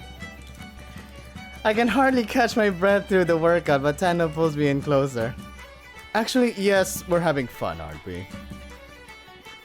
The white wolf looks at me with a coy smile and nodding eagerly in agreement. Ranok had his chance. Yeah, Ranok had his chance. He can go back to his admirers and let him have some fun. And let me have some fun, yeah. Well, I insist. He's my charge. Well, it's your fault. He's already giving you Juana an invitation, but you're like, oh, I don't dance. The Grey Wolf says sternly, grabbing hold of my arm. I furrow my brow at the crude gesture. Seriously, he's making a scene now? I thought you were busy. Was only watching after him. You're treading on dangerously thin ice, Tano.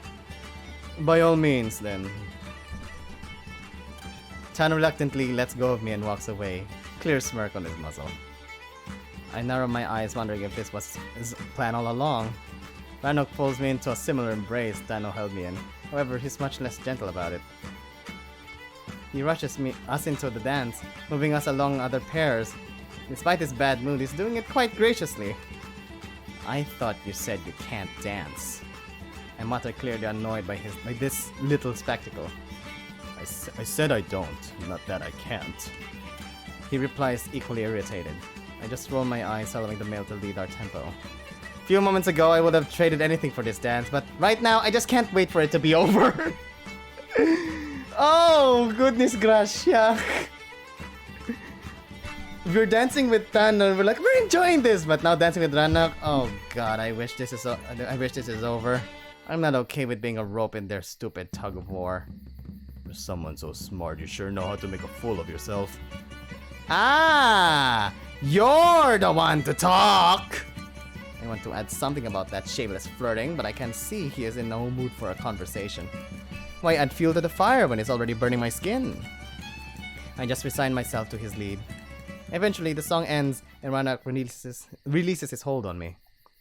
I look up at him with clear disappointment while he repays me with a hurt gaze. I seriously don't get you.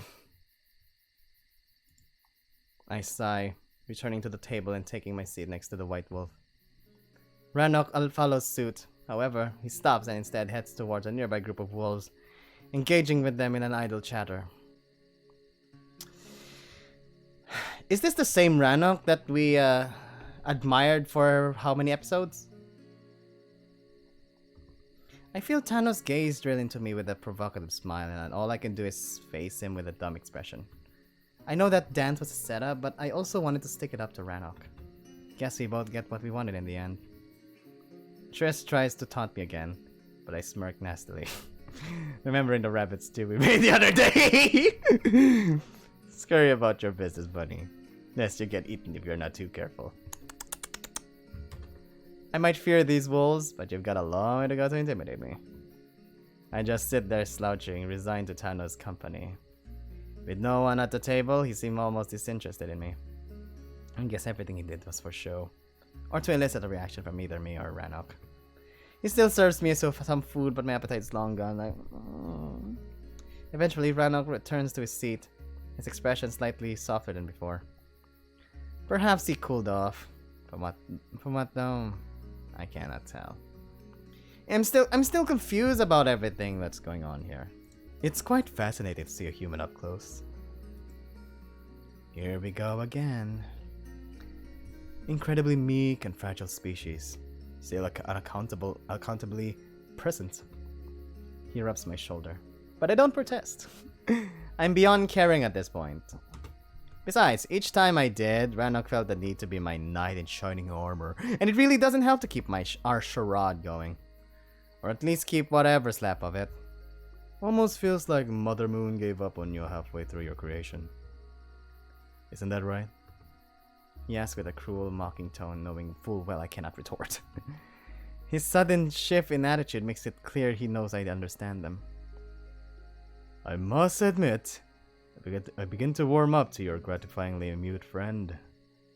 He faces Ranok, whose fur bristles with anger like I've never seen before. His fangs showing in a snarl of barely contained fury.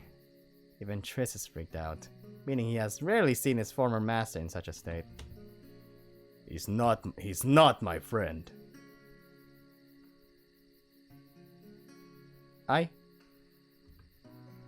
Okay. Alright, that...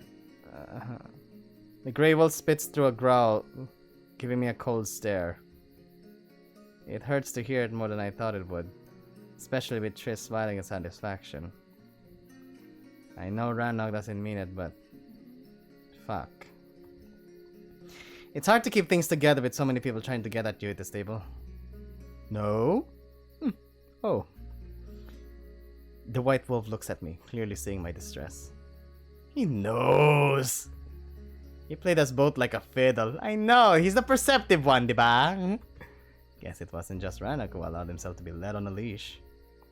Sorry, I just assumed that since he wears your cloak, there's more to it. And you two dance so well. You make quite a pair... For once, I'd like to finish my meal without having to taste your bile, Tano. I was merely... How many times I had to put you back in line? It would be tiresome to think I'd have to do so again, pup. The two older males interrupt this spat, looking at all three of us with annoyance. Yes, I do. It's called a blood moon. Why am I being stared at? I'm not even part of this. Not actively, at least. My apologies, Chief. The white wolf bows respectfully and stands up. I'll take my leave. I'm incredibly tired. I had too much to drink. I barely stifle a scoff, knowing full well he only had water. And I also need to get rid of that stain. He looks back to me, trying to ruffle my hair in a playful manner, but I tilt away. Enough is enough! I look forward to seeing more of your little hostage, Ranok. He's not... Yeah, whatever. He's your charge. I can see Ranok wants to continue this spar, but I cut him off with another angered stare. I don't want this to drag on, and thanks to my intervention, Tano finally takes his leave and I can sigh in relief. I was hoping that with the white wolf gone, Ranok would invite me to sit with him. However, I seem to have annoyed him. The grey wolf avoids looking at me, and whenever he does, he has a petulant expression. The dinner continues for quite a while longer, with everyone just talking merrily and drinking. I'm a lightweight, but I try to keep as much as my body allows me, with all the wine passed around. Seeing Vulgor talk with others and laugh is a refreshing view, giving me entirely new perspective on the male. He tries to keep stoic and silent most of the time. However, he allows himself an occasional smirk or a chuckle. I can't partake in any conversation, but it's nice seeing everyone so happy and so engaged. I might have no memories, but I know I've never experienced anything so communal, and to think it's their only routine is almost heartwarming. Whatever my life might have been before, I know it was much, much lonelier than this. I see Trist's regular menacing expression change to sudden shock. In fact, oh my god! You talked! And pretty much everyone is looking at me with slight confusion. You okay, Piglet? I jump up, realizing that the black wolf scooted over to me, leaning to my ear. And that's what spooked Triss. Vol being friendly. Oh! Good! I thought you were talking! My anxiety went up to 10. I look to the black male with a smile, knowing full well I can't really respond with everyone watching. Tap once for yes and tap twice for no. I sigh and tap once. I'm not exactly okay, but there isn't much we can do about it. I think Vulgor noticed that I'm not being truthful as he smiles knowingly. No, will you have a drink with me? More drinking? I don't drink with just anyone, but you've earned it. He nods towards my patched side and I chuckle. How could I refuse? I tap once on the table, to which the black wolf smiles with satisfaction. Vulgor waves to Triss and he scurries quickly towards us with a rather worried expression. Again, the rabbit rushes towards us at neck-breaking speed, clearly demonstrating difference to those wolves. Usual. Now! The black male utters crudely, and the rabbit nods. I must admit, watching him run behind the table in such panic does bring a smile to my face. He hastily returns with a familiar clay bottle. Vol dismisses him without a care and opens it with a satisfying pop. He takes my cup and slushes it out the remaining mead, and I haven't finished towards the fire. I can see him fill it up with a clear liquid, and the boozy smell hits my nose. Fuck, it's the moonshine again! No! I should have tapped twice, but too late to back out now! Don't mind him. He whispers softly, nodding towards Ranok and pouring my share. Yeah, he can act like an idiot, but you'll learn to look past that. Oi, Ranok! Care to join us? The grey wolf looks at me with a rather concerned expression. Isn't that a bit much for him? Don't be such a dead mother. The kid ain't a flower. He could take a lot. He knows because we drank once and he was like, bleh. Vulgor winks at me and I almost blush at the double entendre. I readjust myself and give Ranok a challenging look. He's reluctant at first, but finally smiles at me. Whatever annoyed him gone thanks to Vol's intervention. Ranok grabs his own cup and the black male pours him some moonshine. Fuck, it really smells. Can't believe anyone would drink this willingly. It's almost nauseating as if one gets drunk just by whipping it. We raise our cups and clink them merrily. Clink! 2 males down the content in one go. However, I'm nowhere near that drunk or brave. I try to chug at least half of my show, but my stomach says definitely no. I rub my mouth clean as they both laugh at me. You said he wasn't a flower. Ranok chuckles mockingly and I hop in annoyance. I'll show you a flower.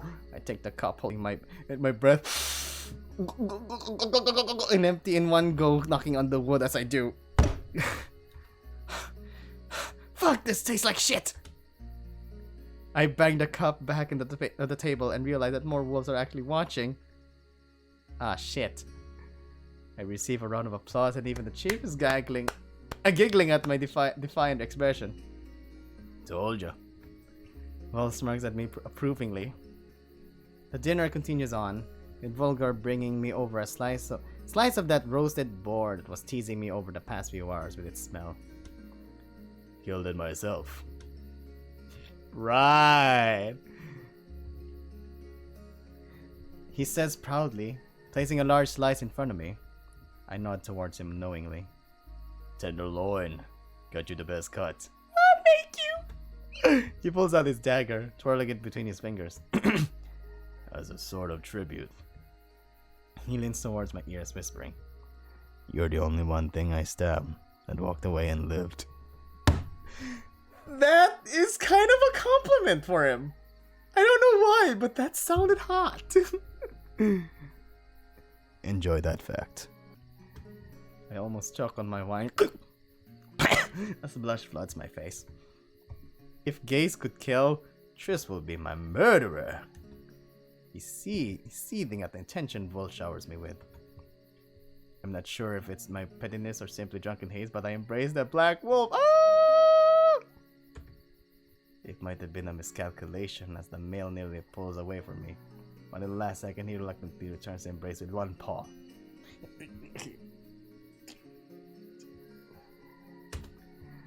The chief laughs, noticing us. That kid has a clear death wish. Try to rein yourself in, Vulgor. He's under ancestral protection. Wouldn't want to banish our greatest champion over a handsy human. The old male bursts into laughter with many others following suit. Oh, if only he knows. I can see Vol giving me a rather annoyed gaze as we pull apart, but eventually he scoffs and ruffles my hair. Not to worry, Chief. The piglet has simply too much to suckle on. I chortle? What's chortle? I don't know that word. What's chortle? Chortle? Squirtle? Chortle. Laugh in a breathy, gleeful way. Oh, a chuckle! I chuckle and quickly cover my mouth, realizing I'm being too obvious about understanding the jokes. The merriment continues, and now that pretty much everyone has had enough to drink, wolves start wandering around the tables and the atmosphere becomes more casual. I simply observe, bathe in the orange glows of the bonfire, taking it all in. Is this how they live every day? It really seems like a wonderful place to call home. I enjoy seeing Ranok in his element, chatted up by bystanders, chatted up by passerbys, laughing and being sociable. Different wolves come up to him, talking about wrestling matches, sparring, and hunting. He's clearly an impressive individual, and many look up to him. And I can see females fawn over him as well. Every now and then, a different one bringing him something to either drink or eat. He is a bachelor, alright. At least now he's being less handsy, which proves that previous behavior was aimed at me.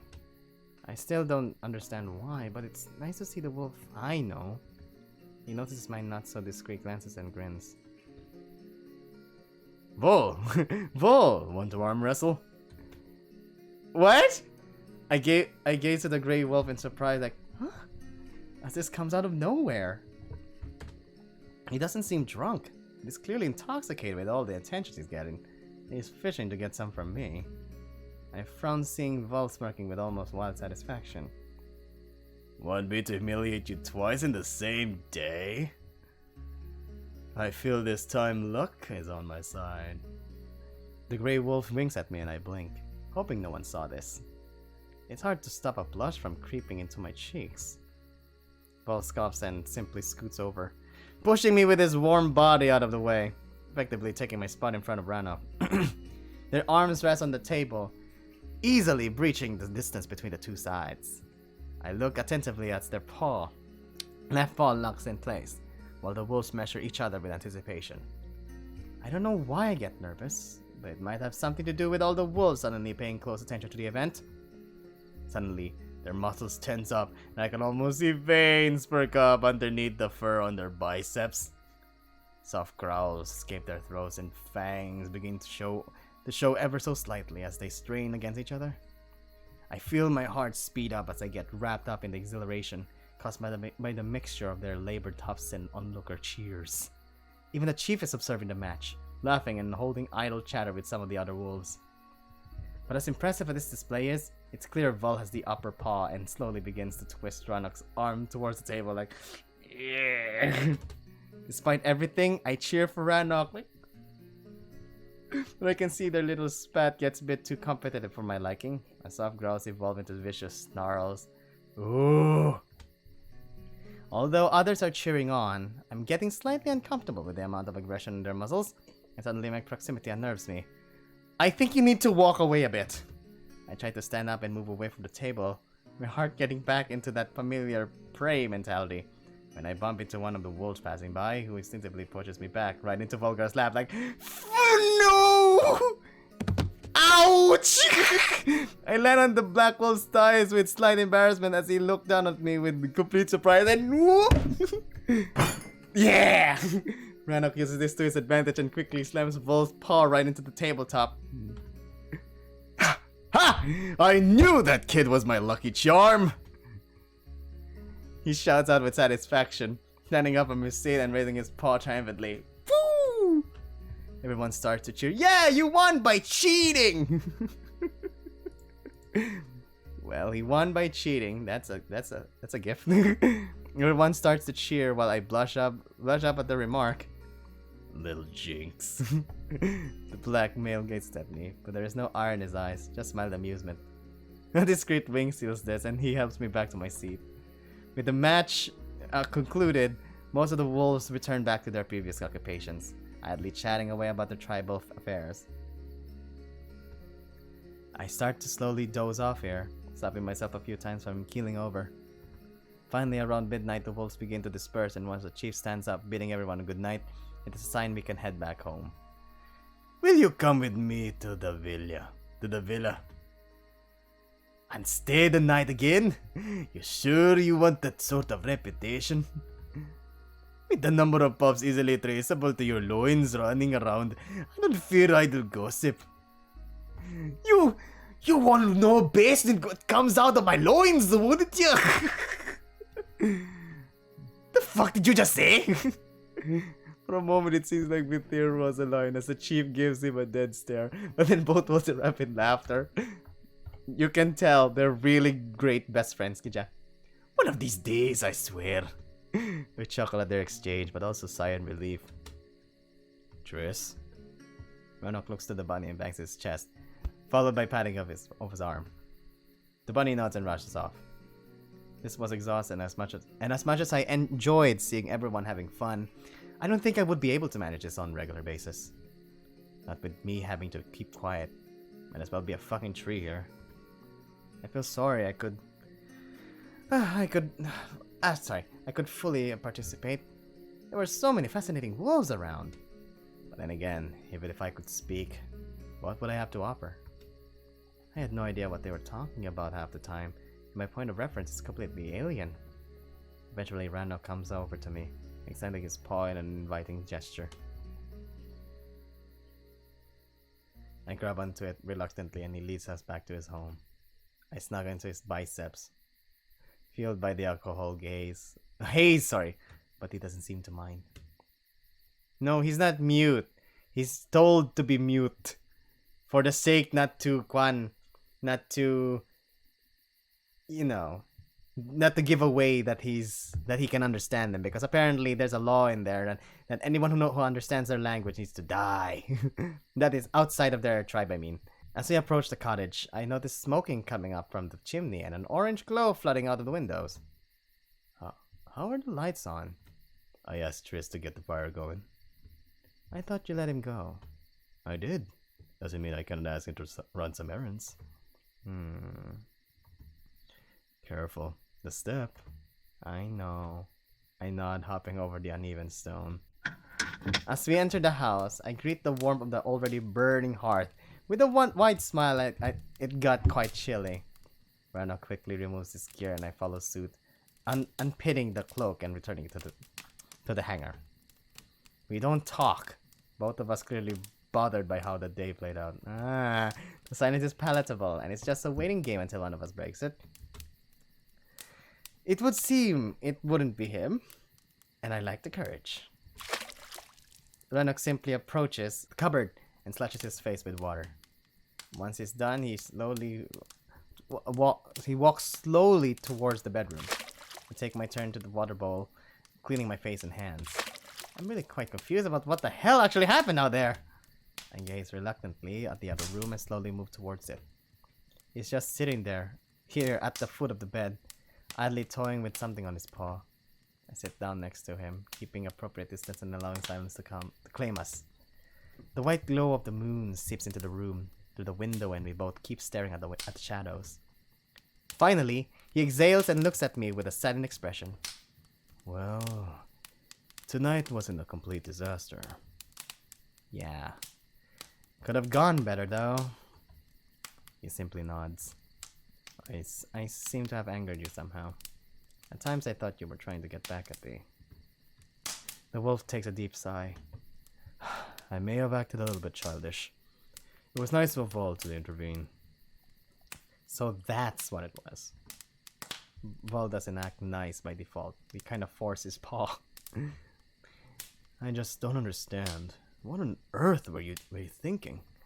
We told you to stay away from Tano. Why would you willingly sit next to him? He sounded almost accusatory, and I stumbled to find the right words. It was a spur of the moment. Everyone was looking at me. It was socially awkward. Now that I think about it, it didn't make any sense. I could have ignored him, but I felt such pressure from all the wild stares that I simply obeyed. And then you let him crawl all over you. Hold on, no, that's not fair! I interrupted him, feeling as if I'm taking a stand on trial. You think I enjoyed that? What was I even supposed to do? Make a scene because a guy is being polite towards me? I tried to help you out, but each time I did, you were shutting me down. You were causing a scene! I was. The wolf stands up, looking at me with a clear hurt in his eyes, subduing a soft growl. Oh, here we go. What about your prancing around with a mortal wound in your side? Was that not a scene? I'm taken back by his harsh questioning, but he is right. I slapped my forehead in annoyance at my own stupidity, like, oh god. Of course. I got so drunk and winded up, I completely forgot about the wound, not aided by the fact that I can barely feel it half the time. That's what the dance was about? Why didn't you say so? I was angry and hurt. His voice slightly wavers and looks away. Hurt? Why would you be hurt? You pushed me aside, and then... Don't you go there! He presents to me his paw, his clawed fingers opening up to reveal my lucky dandelion resting on in his palm. I feel my stomach churn, remembering how I ceremoniously placed it in my pin, just to simply lose it.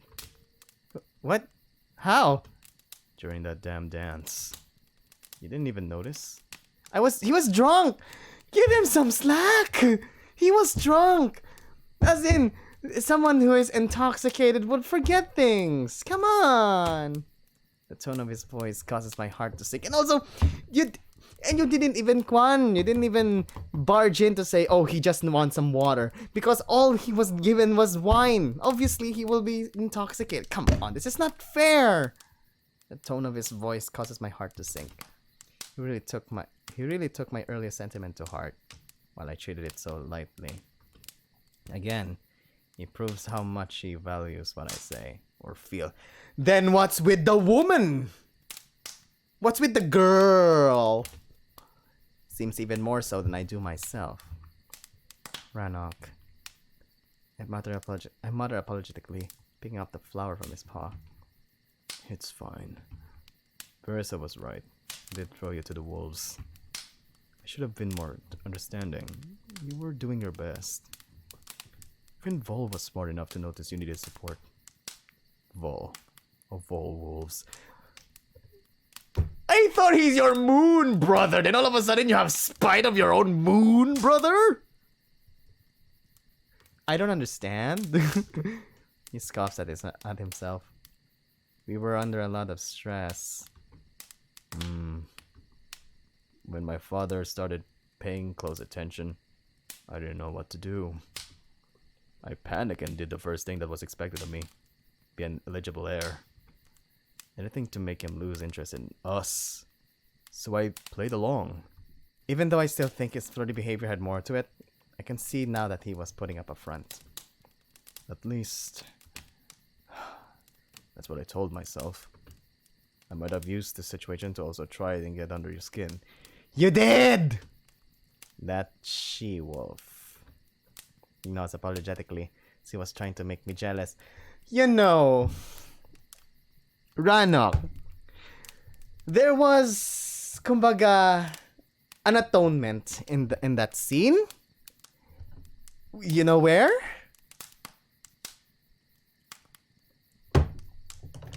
It was the dance.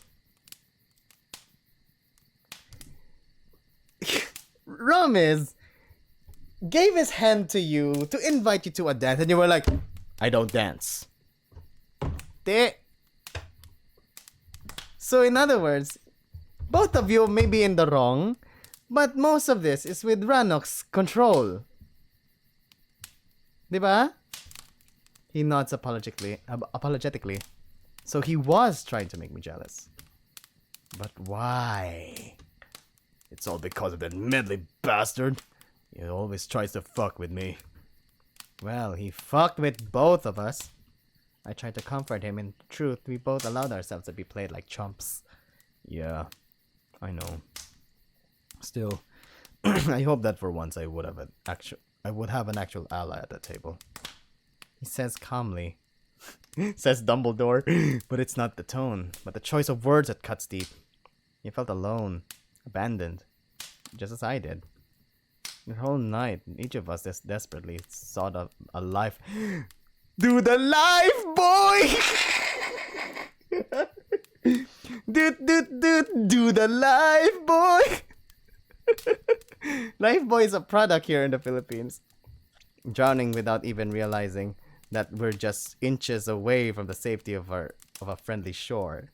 You just said lifeguard. Why life boy? I'm sorry for leaving your side.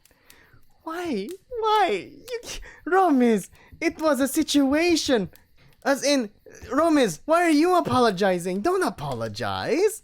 Because to be honest, if we were in that situation, it's kind of like kumbaga a family dinner. If we're in that situation, what would you do?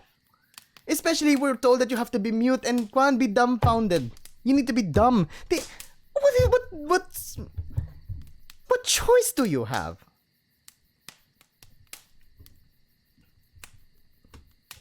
It's alright. He tries to compose himself, slowly rebuilding his walls. I am both the choices. Kael just created drama out of nowhere. He tries to compose himself, slowly rebuilding his walls. It's obvious Ranok doesn't like to show cracks in his facade. Good. I decided to play along. I let him show up. No, I support him no matter what he chooses. Because you got back at me. Gives me an inquisitive side eye and I decided to lighten the mood. By the end of the night, you were literally drowning in bitches! Because bitch is a word for dogs! I snorted my own joke, but Ranok does not seem amused. It was supposed to be our night. But as always, he had to fuck it up. But if he thinks I'll stand idly by as he messes with my happiness once again. He cuts off, subduing a wild snarl. I know he was talking about us, but why did he say happiness? The next time he touches you will be the last time he had pause. I wince slightly, seeing as his first bristling fangs poke out at the vicious snarl. He drills his intense gaze into me. It feels very territorial, almost possessive. Ranok. I try to calm him down, touching his clenched paw. The male regards me with a sorrowful gaze. You know what you need! A kiss! And I feel so incredibly sorry for him. We were meant to be there for each other, and yet we allowed that little troll to set us against one another. That's nice because he's short! He's rattled. Yeah. Rumple fur skin. His rattled breath begins to slow down as I stroke his paw. I didn't realize he feels so strongly about me. So far, I thought it was all his fate mindset, that he just protected his path, but it seems there's a bit more to it than that. What, you didn't notice that? The alcohol haze is muddling my judgment, and I lean over towards him. Without thinking, I want to plant a kiss onto his cheek, but manage to stop myself halfway over.